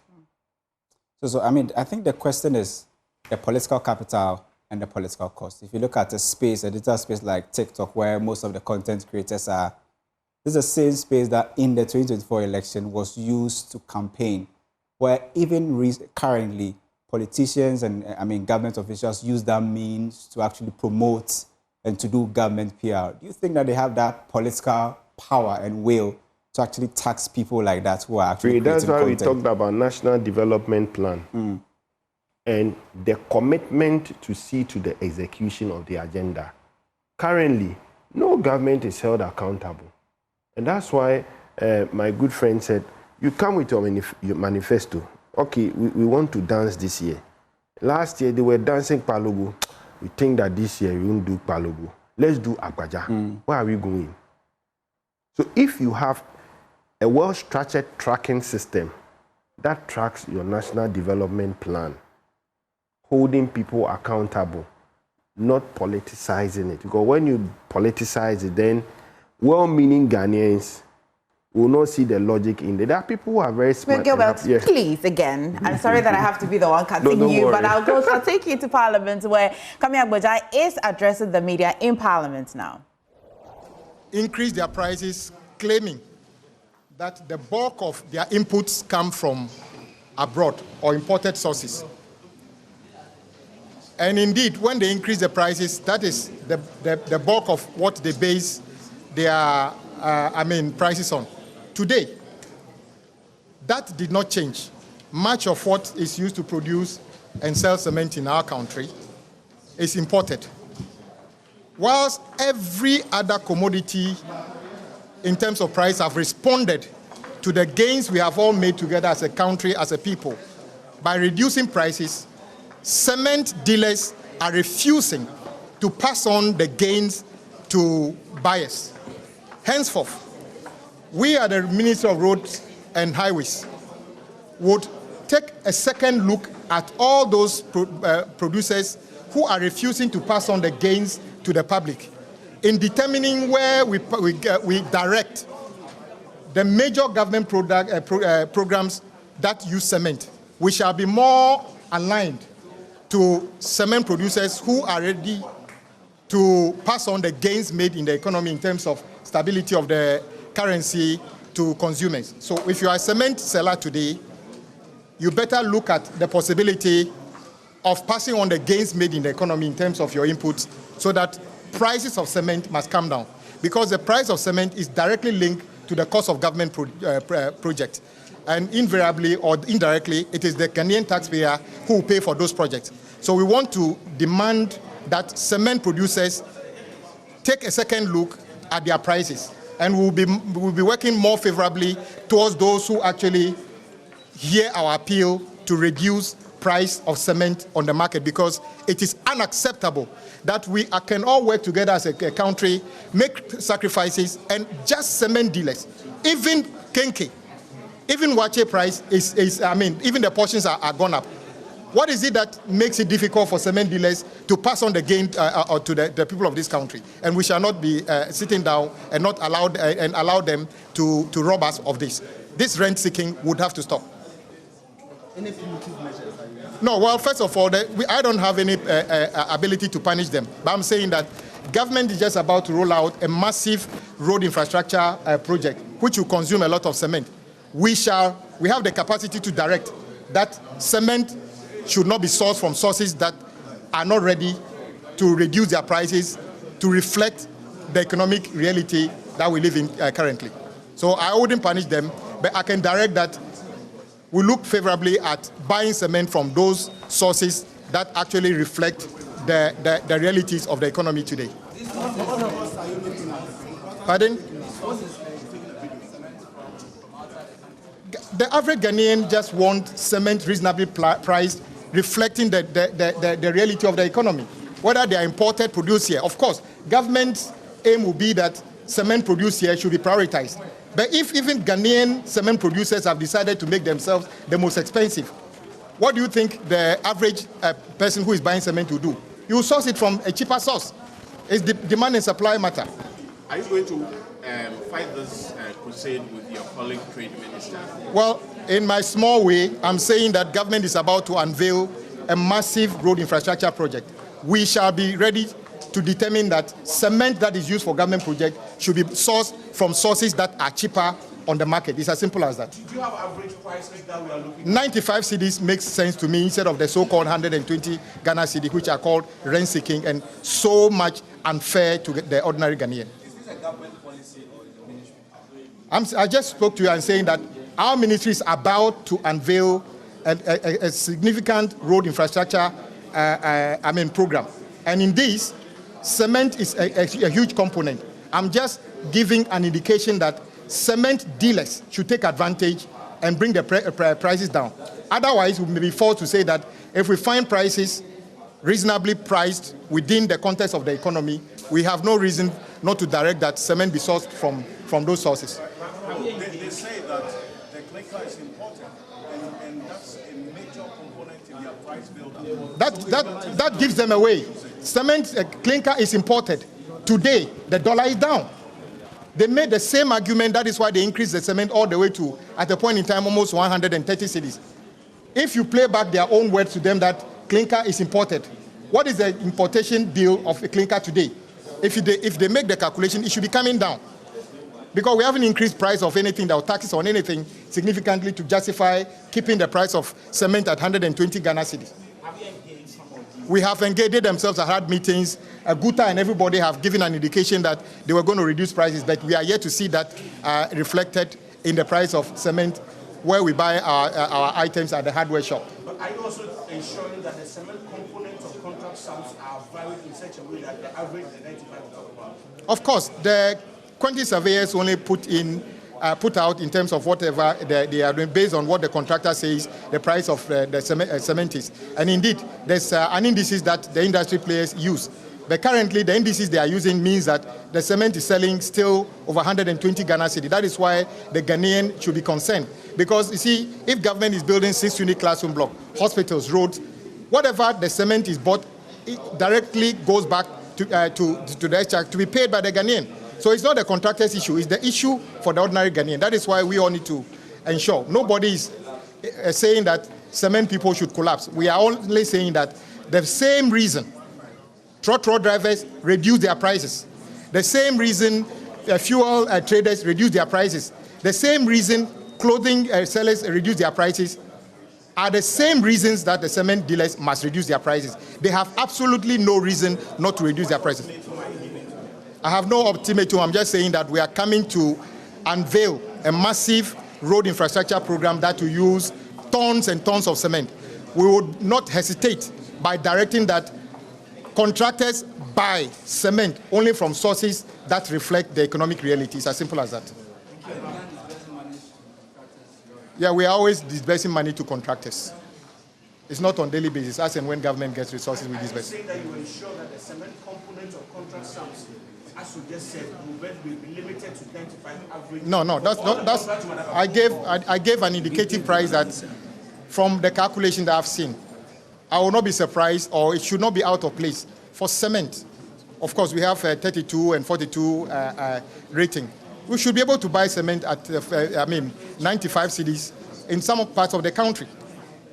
Of course, cement in Tamale will be that is produced in Tama will slightly be more because there's transportation costs and other things added. But the average price of cement at 120 Ghana cedi others is just not fair to Ghanaians. So basically, you're saying that we will get cement at 95 cedi? No, I didn't. I'm saying that 95 cedi will be a fair price. It can be 94, it can be 96. I think 95 is a fair price. I'm not trying to price control, but I believe that everybody, including yourselves, know that you have done stories about price reduction, even truck drivers reducing their prices. What justification do we have for cement dealers not to make any attempt at reducing prices of cement? And I think I want you to join me, take up this crusade to them. Take your cameras and ask them a direct question. Why are you not reducing the price of cement on the market? Okay. Thank you very much. Let's go to the chamber and understand the finance minister. I'll see you later. All right.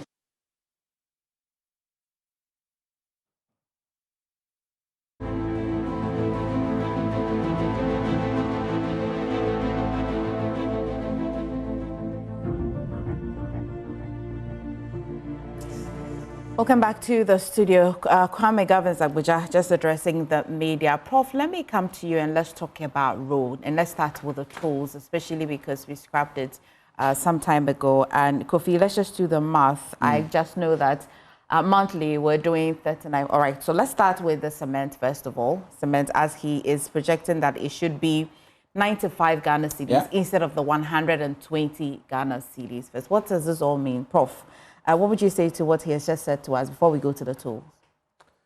Well, what I will say is I don't know what calculation he did to arrive at the 95, but the way I will break this down is this. If I'm a cement manufacturer, I have different cost components. Maybe I have clinker and other things that I'm importing. Then I have workers. I have a local factory that I run and I manage. And I have utility bills and taxes and all. So, and each of these items have different weights. So, assuming that everything else is not changing, and all that has happened is that because of the appreciation of the currency, price of the cost of the clinker and other things have gone up. How much that will reduce the cement price depends on the weight of that particular cost component in the overall cost structure. So if something has reduced by 30% and that thing has a weight of, say, 50% in all your cost items, then the maximum price reduction you get will be about 15%. Because you have to multiply the price reduction on that item by the weight in your cost structure. As I sit here, I have no idea what are the different cost components that they face. So I'm not able to say, I don't know whether there's been consultation with them. But the other thing is that this is pricing. I'm sure you've heard during this period that many economists tell you, prices are generally sticky downwards. Yeah. The speed with which price move up when conditions demand is not the same speed with which price move down when the conditions demand. So in this particular case, we are talking about an appreciation of the currency. If I'm a businessman, I'm thinking about, okay, how likely is this to be sustained? If I think that this is only temporary and that there's a chance that the city will resume its depreciation, this current rate will not move me. Okay. That's how it works. And then there's also turnaround time. And that results in what people talk about, whether stocks are built up. So if I had imported a lot of things at the old currency rate, I have to make sure that all of that has gone through the process and been phased out. And then when I'm importing a new set, then I import it at a lower rate. So there are many aspects that go into the pricing. So as I sit here, it's not clear to me what are the line-by-line cost items and what are the relative weights. Because at the same time that the city has strengthened, I'm sure workers' salary have been reduced. I'm sure we know that utility prices are going up. So it's a balance between what percentage are some cost items going up and what percentage are some costs going down, and what are the weights. Because I remember him saying that most of all the items are imported. However, the process of making the cement is not everything that is costed in foreign currency.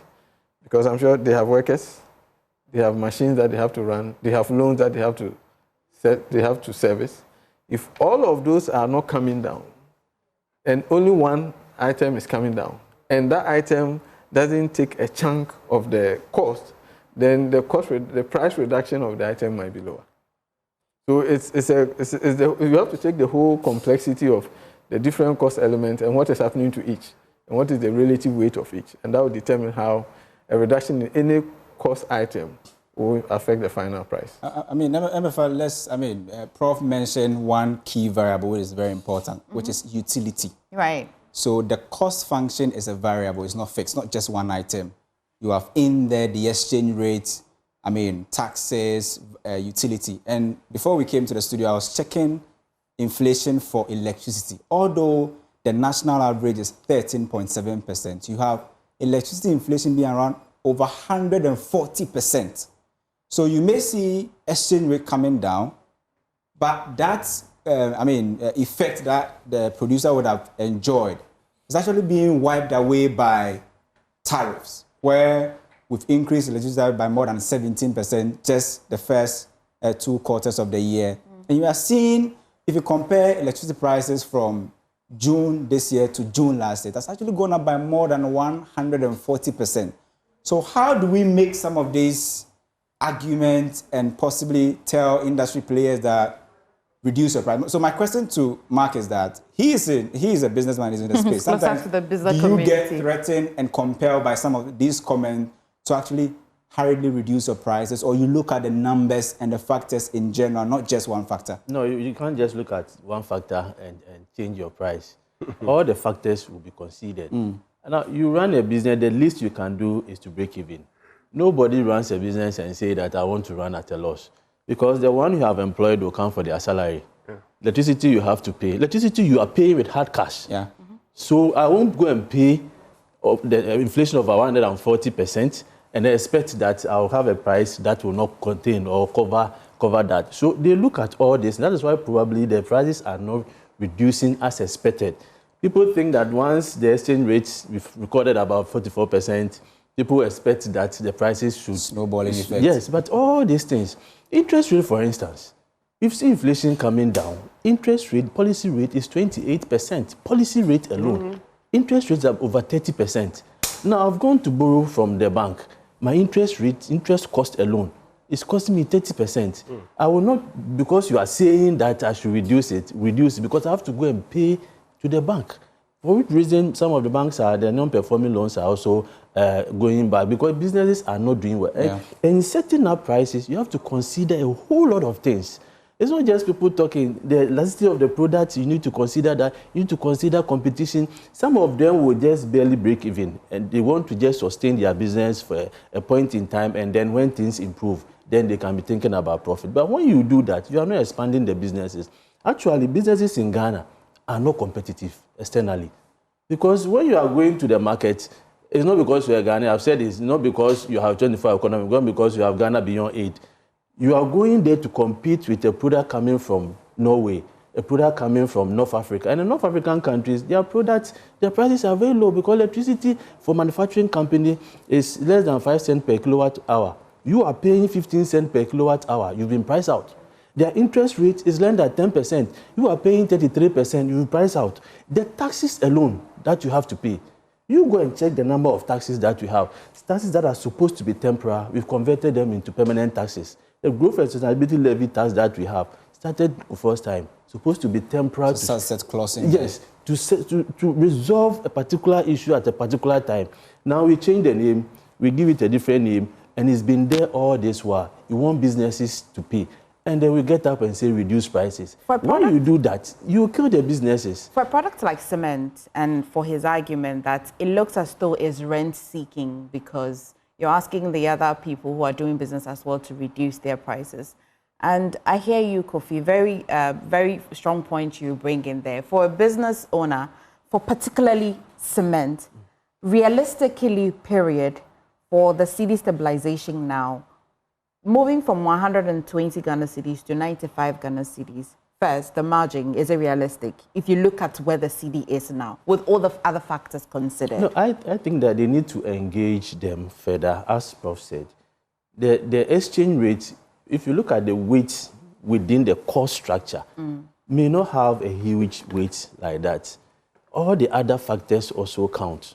Because prior to that, they would have even imported raw materials and all that. Obviously, we expect that there should be a reduction of prices, obviously.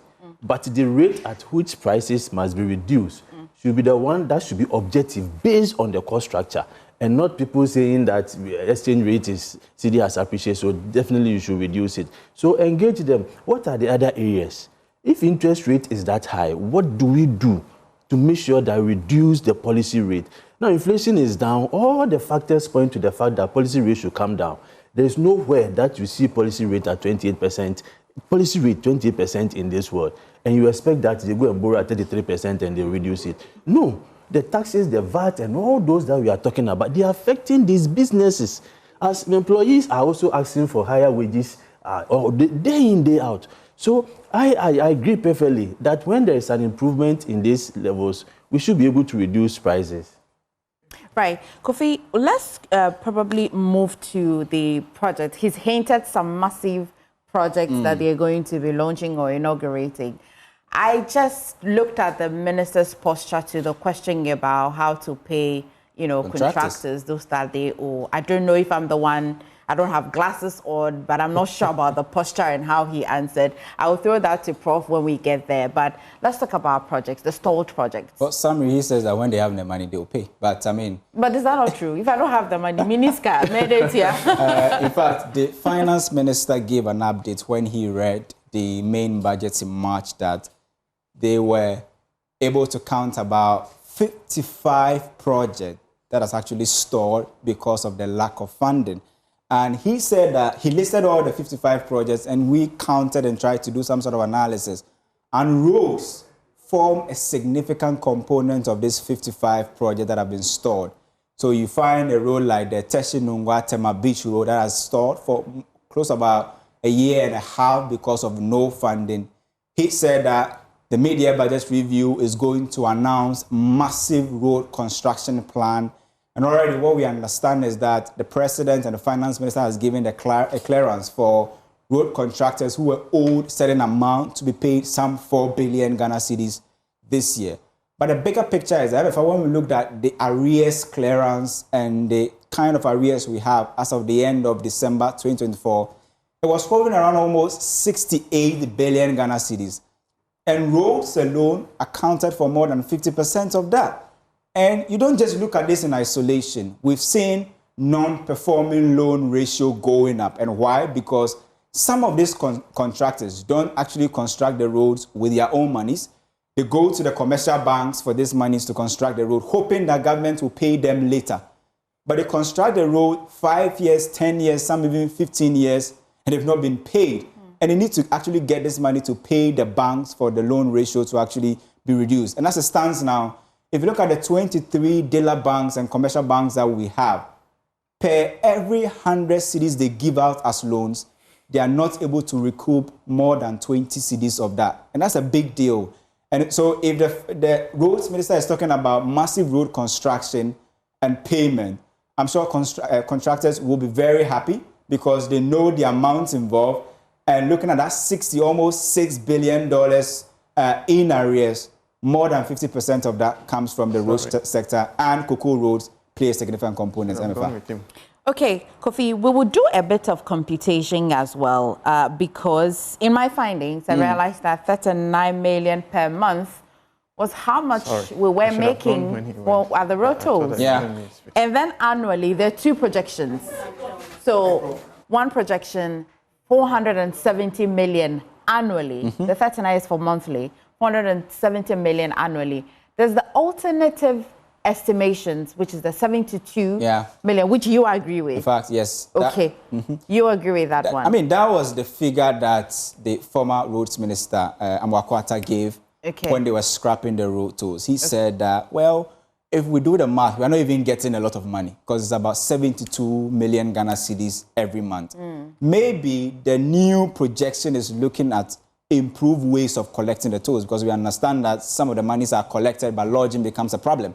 But the figure we know is that the existing road tolls that was actually scrapped was generating on average 72 million Ghana cedis every year. And that's the figure that we know and the figure that was actually communicated to us by the former roads minister, Aboagye. Okay, gov't, let me come to you. I heard Alassane Suyini mentioning that they're going to be engaging people as to how much do you think from a particular point to another point we should be tolling, how much we should charge. My question really is, what's the real cost of allowing the citizens to determine how much they should be taxed? I think that when it comes to tax policies or issues that borders on revenue generation, sensitization is key. Having a broad-based consultation, seeking the view of Ghanaians, the citizenry, is very, very important. I think that is a step in the right direction. However, the thing is that they may not be able to determine the amount to charge, but it gives you a sense of direction in terms of the range. And of course, the toll you may pay on one highway may not be the same for another. Okay. It may not be the same. Well, it could also be standardized depending on the models we seek to deploy. So for instance, if you look at the N1, I mean from Malam straight up to Jolu, assuming you want to toll that road, you need to look at the caliber of personnel or people that use that road. It's very, very important. So having that conversation then helps you to zero down and help you to determine the price ranges to use for each particular area. There are places you may build up tolls, but you may not yield any returns from that, which is very, very important. And you need to also consider other economic factors. It's not because you need to bring road tolls so you are charging unreasonable prices. If you don't consider that, we have majority of Ghanaians possibly using the trotro medium to go and then perform their economic activities.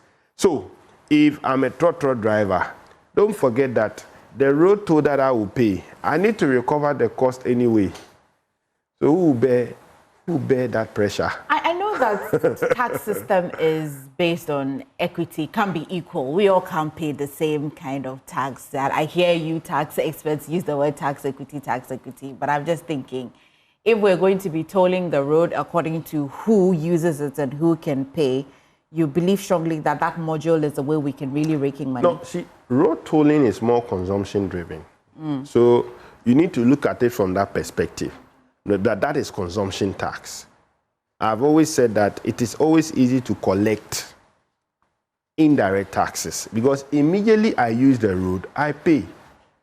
And if you look at the model they were running, commercial drivers or commercial cars had the rate they pay.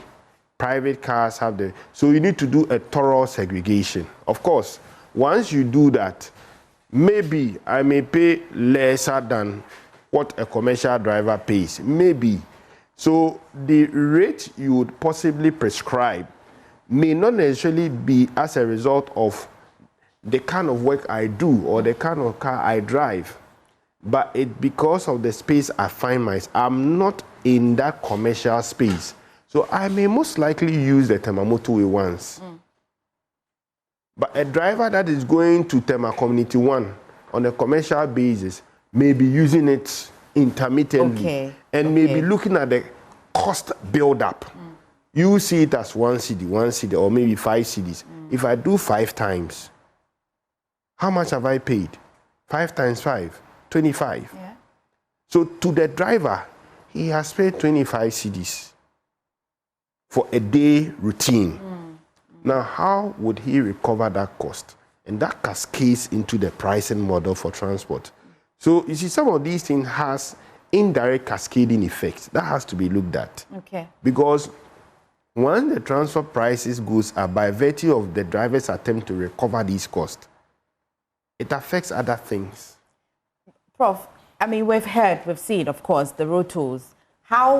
Which better way do you think that we can roll it out to do better in raking in more income than we implemented previously? How would you expect to see the road tolls to be done moving forward? Well, I think we've already heard that there are plans to make the collection more electronic, and I think that's very important. One of the things we heard about were leakages. So the argument that was put out is that there's too much nuisance for so little collected. Yeah. And I think that was accurate. I think to join the extent of traffic that was created by the tolls that we were collecting were totally unacceptable. So I think if the tolls are coming back, first, making it electronic is very important. Now, that also gives you the opportunity to tweak the collection and the rate to suit specific instances. Like if you take the example he was giving. So if I'm a commercial driver, suppose you put a toll on the motorway. It shouldn't be that every time I go back and forth, you are charging. Right. But an electronic system that can, based on engagement with the transport unions, these are the registered trotters that apply that road. So you can decide to give them a fixed charge per day. And once that is taken at the first instance, then they can go back and forth. So you don't have to say, if they are going to cross the motorway 10 times a day, every instant they have to pay. That becomes problematic. Then also the electronic, so that people can just pass quickly. So the traffic doesn't build up. People paying cash and waiting for change and all of that. All of that contributed to the delays that we had and the problem that the tools were giving us. But if it's electronic, whether it's linked to your Momo card or, you know, I'm sure if you come to the university, your card, you just read your card and it opens and it goes. So something like that will make the collection more efficient. It will cut down the traffic that the tools were creating that created so much nuisance.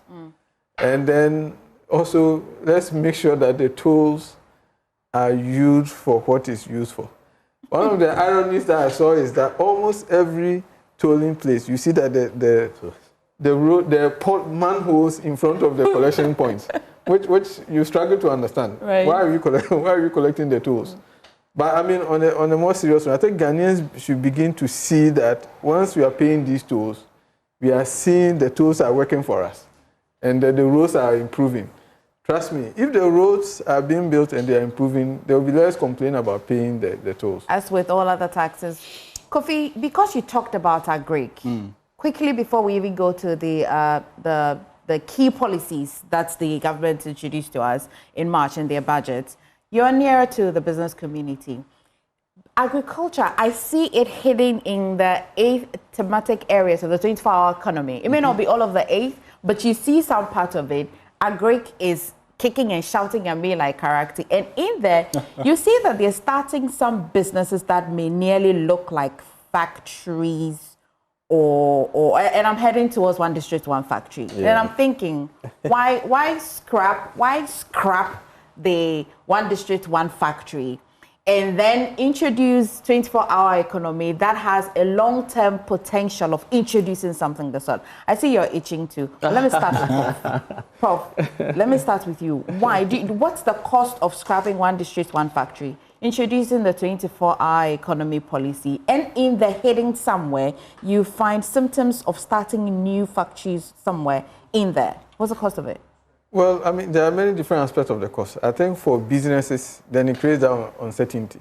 If there's a sense that every time a new government comes in, they are going to come with their own program and completely throw away everything that was started, knowing the cycle that we have, and knowing in particular that this current president has a 4-year term, then obviously it creates a little bit of a problem. And I think as a nation, it deprives us of the continuity.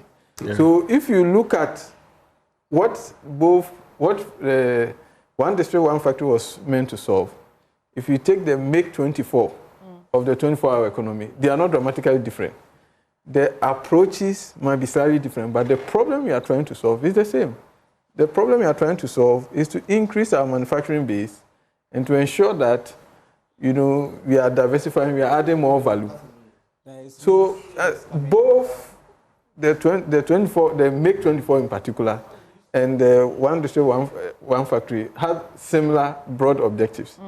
So I think that rather than completely getting rid of it or saying, because don't forget, we might have made promises to some businesses who have committed investment. I think it would be unfair on them to completely say, I'm drawing a line and I'm completely cutting it off. Whatever commitment that we have made, where the government feels that we need to demand more from the businesses, maybe sit down with them and agree. At the same time, you know, the political system we run, they will tell you that we won the election because of this mandate. Right. And therefore, we want to implement our mandate. But I think we need to think about the longer-term interests of the country. And especially when we are all seeking to achieve the same objective of industrialization, perhaps, you know, abruptly cutting off a particular program is probably not the way to go. Mark, I know how much the business community feels about this, but yes. Yeah. Obviously, when the minister made that statement, he said scrapped. He didn't give details about whether it's just the name they are scrapping or they are just throwing everything about one district, one factory away. So we are meeting the minister actually today at 4 p.m. to get further details about it. It will not be economically wise to say that you are throwing everything about one district, one factory away, because there are businesses that obviously perform very well under the one district, one factory. We also admit that others did not do well. This is a program that the government and Ghanaians have invested in. As part of the policy, those that were on the 1:1 factory, if you go and borrow from a bank and the interest rate is 25%, government decides to pay part of the interest rate for you using our own taxpayers' money.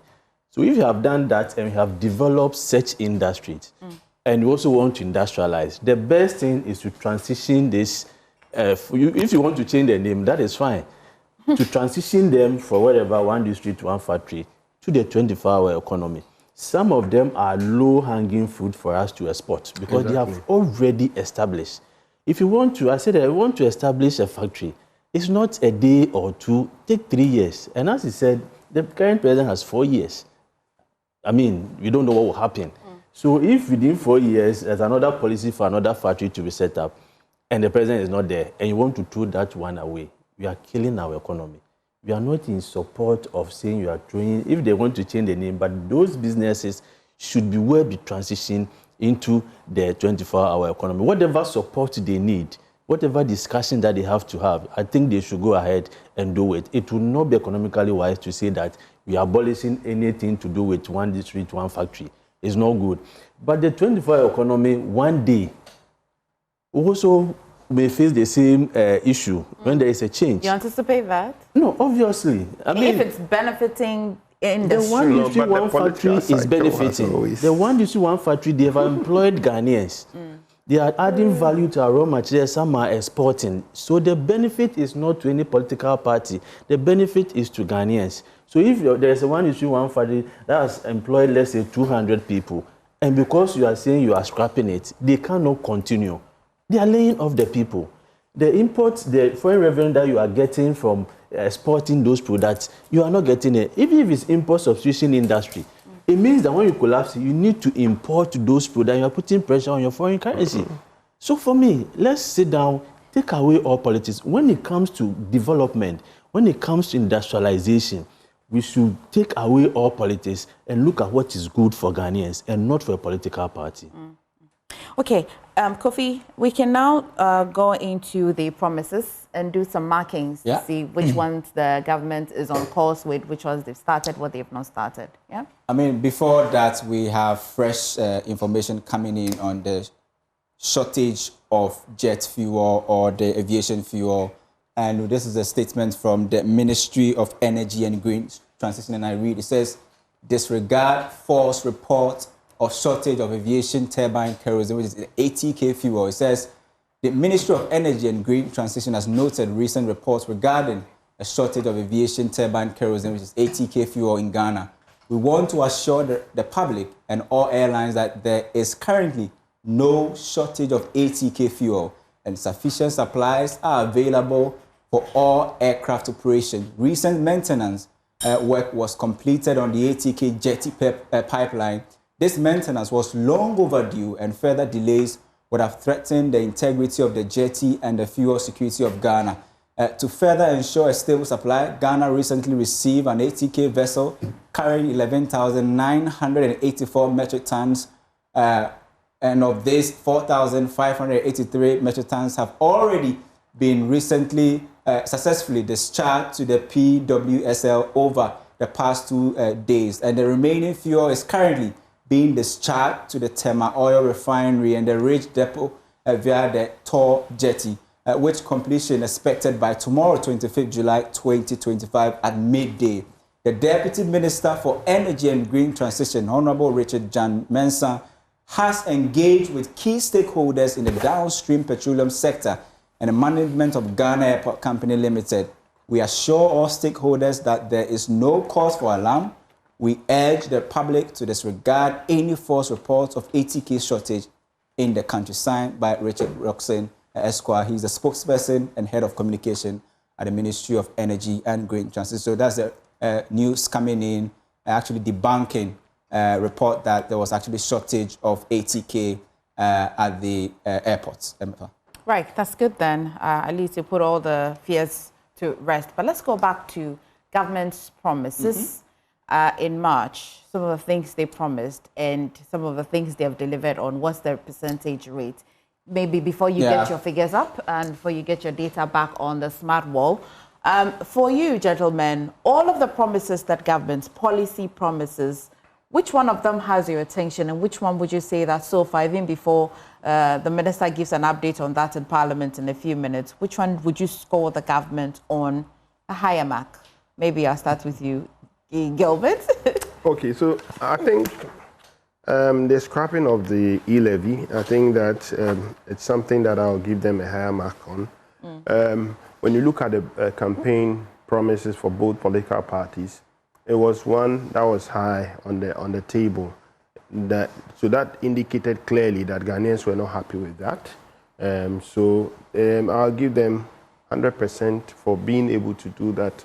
The only caution is if it created any revenue shortfall, then they should have measures in place to then shore up. Exactly. So you should have alternative in place. I'm of the firm belief that we can look at other non-tax revenue handles and make sure that we are making them very much efficient. You get it?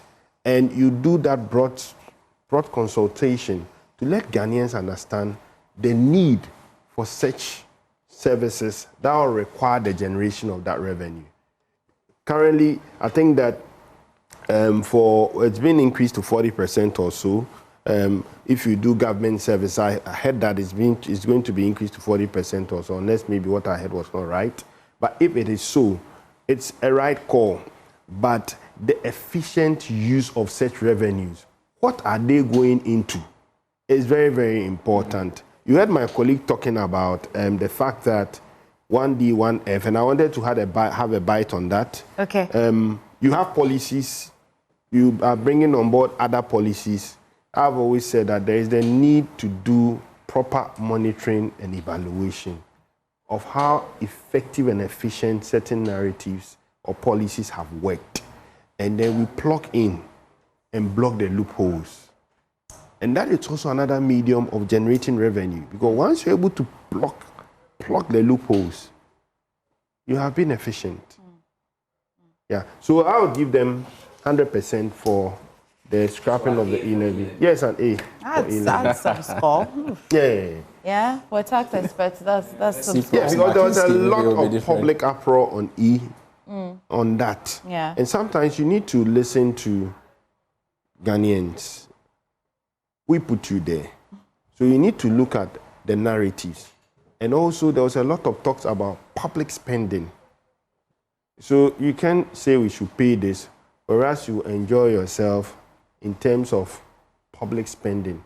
There had to be significant expenditure cuts. How about the decision to replace E-levy with D-levy? How will you score the government? I normally would not want to go. I don't see that as a replacement. Although, I mean, much is talked about that. I think that the politics around it as a consultant, I don't want to weigh into that. But I would say that, of course, I'm not surprised. There will certainly be a medium for raising revenue. If you look at the policy narrative, when they read the budget, and the taxes they scrapped, and the fact that they said they were going to use the tax refund account, there were a lot of talks about how to bridge the gap. So for us as experts, we are not surprised because there must be a way to close the gap. Sure. Possibly that could be a medium, but then they need to look at it because then you came with a certain narrative and set a certain base for conversation. So that's why people may want to align the two and say you have taken e-levy, you are bringing one Ghana cedi dumso. Like I said, as a consultant, I don't want to weigh into the politics of it, but I want to look at it from the perspective of revenue generation. And I'm not surprised. There could be other avenues government may deploy to smartly close the gap where they are not able to raise sufficient revenue to manage the economy. Okay. I'm expecting Prof's score on which one of the promises you think, or just on the face of it, you think, oh, wow, they said this, and it looks like they're doing that. Well, I think generally on the economy, the government has done very well. It has started really well. So in terms of in terms of fulfilling the promises, I think they've the first budget, almost all the taxes that they promised to remove, they've removed. So I think, with the exception of one. So I think they've done well. And in terms of how the speed with which the government has been formed, and the fact that, at least at the outset, the government appears to be consulting more, and it appears that the consultation is a little bit more real than we've seen in the past. It's a fiction. In the past, some people's understanding of consultation was different. Just bring you at the table and tell you what they are going to do. But it appears that, to start off, the government is a lot more willing to listen and take on board ideas. So, on the economy as a whole, I will probably score the government 80%. That's an A. Yeah. And the one that I will score them a complete failing grade is the Galamsey fight. Okay. So the Galamsey fight is not just an environment fight. It's an existence fight. It's an economy fight. Yeah. And I think, clear promises were made before the government was elected on what they are going to do. It appears that they seem to be foot dragging or backtracking or something in between. So as for the Galamsey fight, I'll score the government only 20%. I think it's not going well. It appears that people are not grasping the seriousness of what Galamsey is doing and where the levels it has reached. And considering that all that happened in the lead up to the election, and the forces that marshaled on what we have to do about Galamsey, and even the process of trying to even repeal an airline that many people feel should be repealed, and the delays, and sometimes there's a communication that I think on that score the government seems to be communicating one thing and their body language seems to be communicating another. So as for the Galamsey fight, I will score the government a complete fail. So an A on economy. As for the economy, I think they've really done very well. Interesting. Mark, whilst you're addressing this, I recall that the government said that they will support SMEs so much. They have said this. I'm not sure how much they put on that, a total figure they put on that. When the government says that we're going to be supporting SMEs, whilst you're scoring, address that one as well. Do you see the government's behavior towards supporting? Do you see the government supporting it already, or it's just another promise? I recognize that you're going to have a meeting with the sector minister for now, it looks like a promise. For now, because if you look at the budget, I didn't see any real support. There's the Women Development Bank, because a lot of women are within that space. I think it was just 50 million or so. That was insufficient even to start a bank. So for that support, I don't think we have received it. But there are clear signs that positive things are ahead. That, for me, it gives me a lot of hope.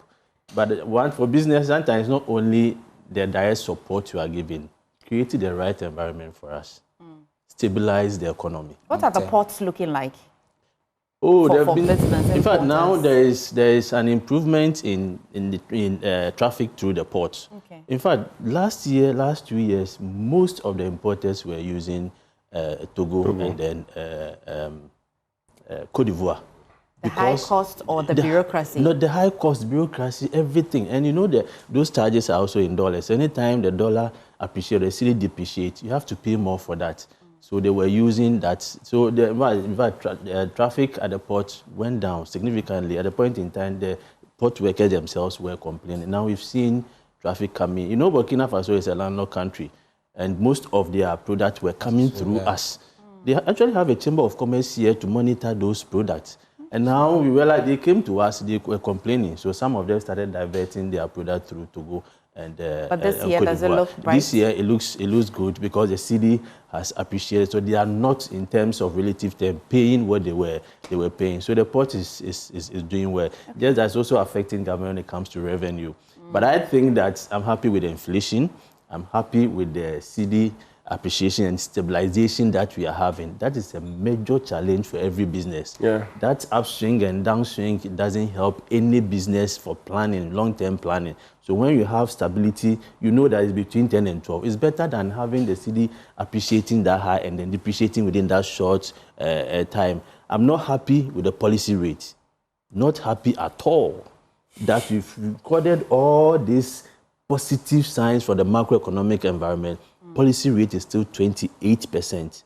I expect the central bank to reduce the policy rate in the next MPC meeting. They don't have any option. They should reduce it. It is affecting businesses. Interest rates are high. So I'm not happy with the policy rate, not at all. But I think that overall, the signs are quite positive. Yes. Okay, Kofi, let's do a recap then. Interesting. I mean, everybody is speaking about expectation. And in fact, I wanted to pick their thoughts on the assurance that with the revision of the ESLA levy, the minister was very categorical. And the budget is supposed to be the economic Bible of the country, where he said we were going to review the ESLA without increasing the levy.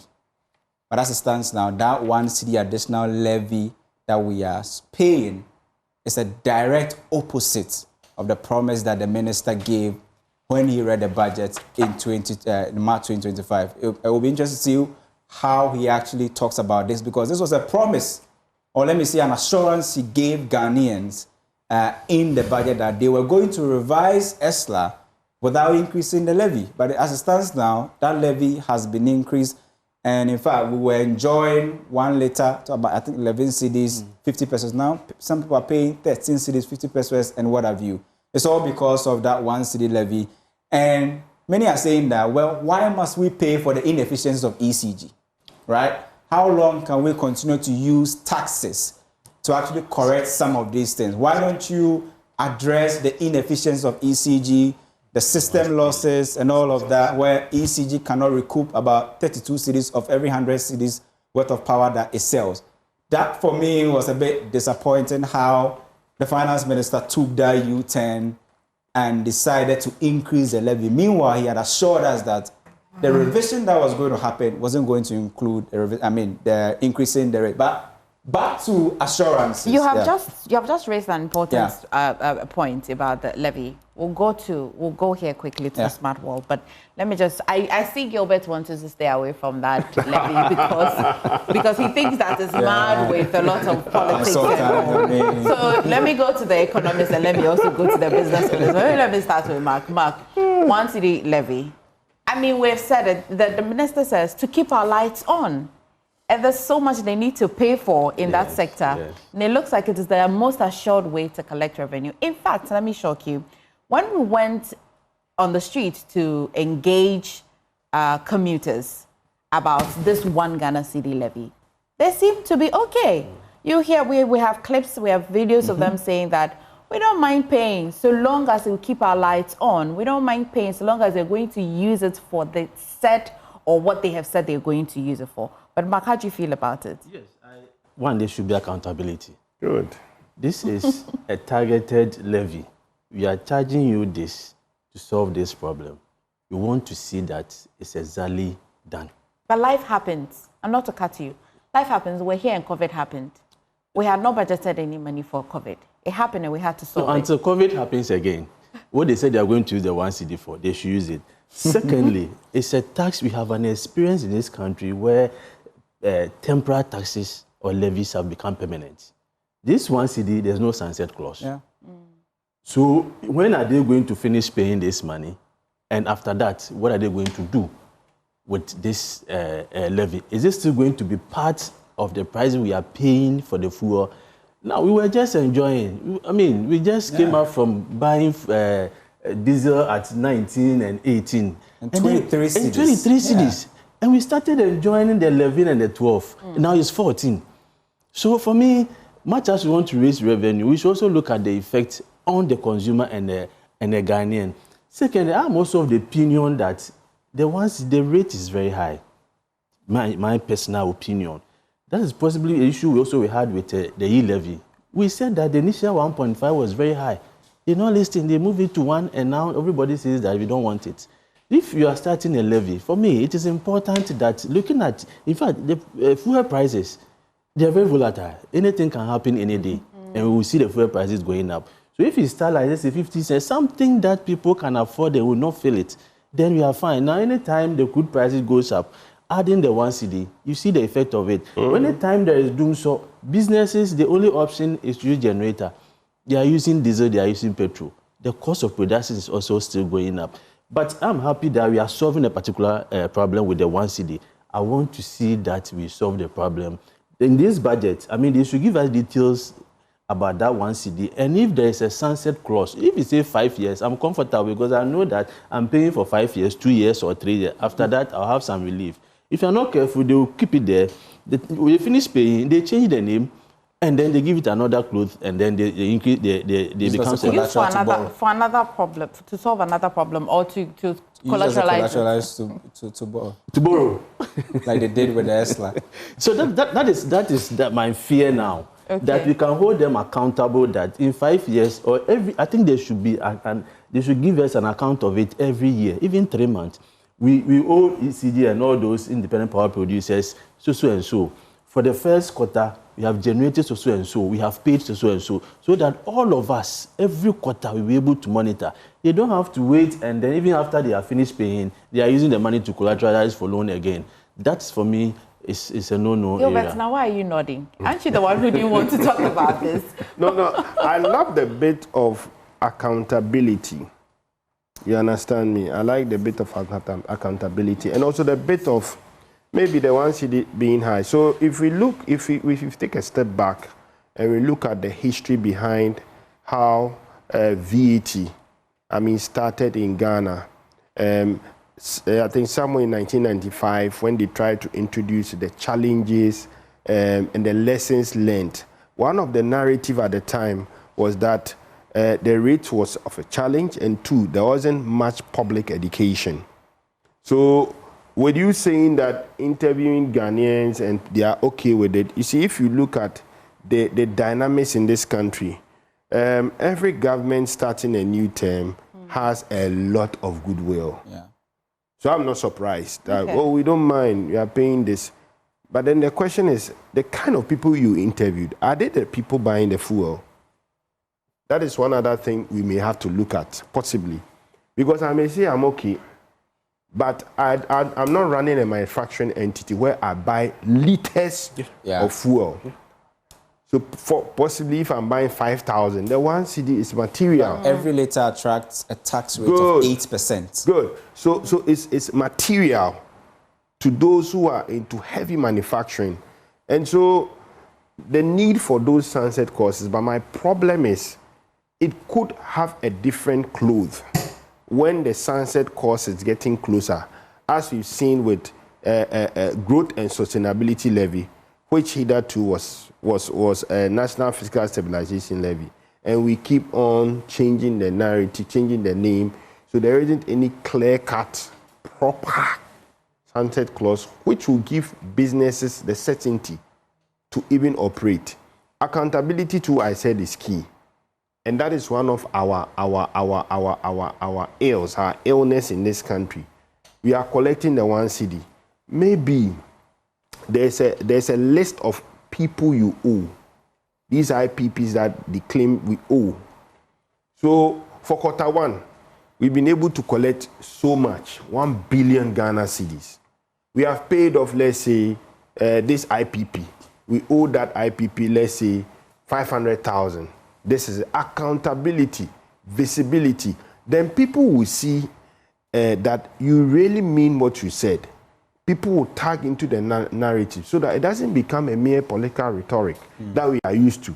Oh, we are paying. But then later, you see another budget and say, we owe gov't. We owe this person.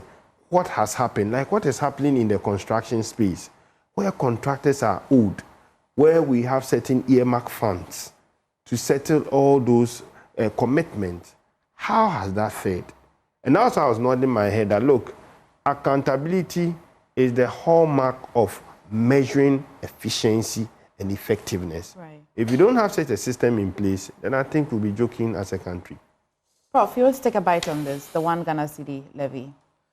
Yeah, I mean, that levy just came out of the blue. It did. Prof, we've had energy sector challenges with us for years. I understand, but you know, so think about it. The government had read a budget only less than 3 months ago. And as Kofi pointed out, I think it's paragraph 264, made it clear that we are not going to increase the levy. And then, you know, out of the blue, this has come up. So you get the sense that there's probably some effect of the currency appreciation. And so the government will look at the... take part of the windfalls. Or its revenue streams. And don't forget that definitely one revenue line that will be affected by the currency appreciation will be ports, the trade taxes. So because the levies and charges are initially in USD and then converted to cedis and you pay. So the USD amount will be the same, but the cedi amount will be lower. So the government will probably notice that there's some shortfall coming from there, because and then decide that okay, we need to find means to make up. Because it's strange. It was very strange to me that it doesn't appear that there's been any much consideration or much discussion, and suddenly it came up. So I think it doesn't. You know, your opinion poll might say people are generally supportive of it, but it doesn't. The way it came, it doesn't seem like something that we had planned carefully for. And I think when you have promised that you remove taxes, and then you have gone ahead to remove almost all of them, and then suddenly you throw one new levy in, I think it doesn't. But like he said, you know, at the moment the government has a lot of goodwill. So I think Ghanaians are taking them in their strides and moving on. So perhaps this would have been the best time to throw in such a tax without facing the level of the resistance that it could have faced. I think there's something we need to talk about. I mean, we all follow Bloomberg and what happens in the US a lot. When a time is scheduled that a statement will be made for the entire nation, people follow. Of course. I know the advertised time was 10 a.m. As we speak now, it is almost 2 p.m. And we don't know when the budgets will be read. But the Ministry of Finance had advertised that the budget was going to be read at 10 a.m. And that even Parliament yesterday, when they said they were going to reconvene at 12 p.m., almost 2 hours. And this happens almost all the time. Nobody speaks about it. Yes, but nobody is held accountable. And that's the accountability I'm talking about. Almost 2 p.m. The advertised time was 10 a.m. And to take that, the Deputy Finance Minister said that the Minister himself was at Parliament and that he was just going to walk into the chamber a few minutes and then we're going to hear him read out the budget or give us a review of the budget that he read in March. But on your screen now is the live footage of what's happening currently in Parliament. At the moment, I'm unable to tell where is the minority and where is the majority. At the moment as well, I'm unable to tell whether indeed the minority is going to stage that walkout or not. But, well, now you can see clearly that it's as if they had Kofi. It's as if Parliament had Kofi vent, and you clearly can see that unfortunate. They're taking their seat. And the minority seem to be wearing black. Whatever they're mourning, we'll get to know later. And then you can see where the bright colors, white, you see a bit of blue as well, just a tad of black as well at the majority side. But it looks as though the marshal also just, The maze has been placed. And we might see the speaker very soon. There he is. Yeah. 2 p.m. Wow. Actually, Kofi, you just brought my mind to that. 10 to 2. Yeah. Interesting. Okay. The proceedings will just start shortly. And then we'll get to all of us will know our smoothness level with the budget shortly. All right. Whilst we get ready to listen, could you run us quickly through the 2025 allocations to key policy initiatives? Yeah. As the Speaker is preparing to start, the Finance Minister definitely will be scratching his head about some of these promises he made. If you look at some of the commitments and new initiative, 51.3 million Ghana cedis for the Women's Development Bank, Assembly members 100 million for the allowances, capitation grant 145.5 million Ghana cedis, Akosombo Dam spillage, the victims are supposed to enjoy 243 million Ghana cedis. That is what has been budgeted so far. Free sanitary pad initiative, more than 292 million Ghana cedis. Free level 100, the no stress fee, almost 500 million Ghana cedis budgeted for that. And the free SHS, government says this budget is unprecedented. The first time we are having the budget actually crossing 3 billion, 3.5 billion Ghana cedis for free SHS program. And NHIS, which they say they will actually uncap, is around 9.9 billion Ghana cedis. So, it will be interesting to see how government will find money to actually fund some of these initiatives. But definitely we have more. And if you look at the National Apprenticeship Program, 300 million Ghana cedis is expected to actually go to the National Apprenticeship Program. We understand George Biafé is on and is speaking live.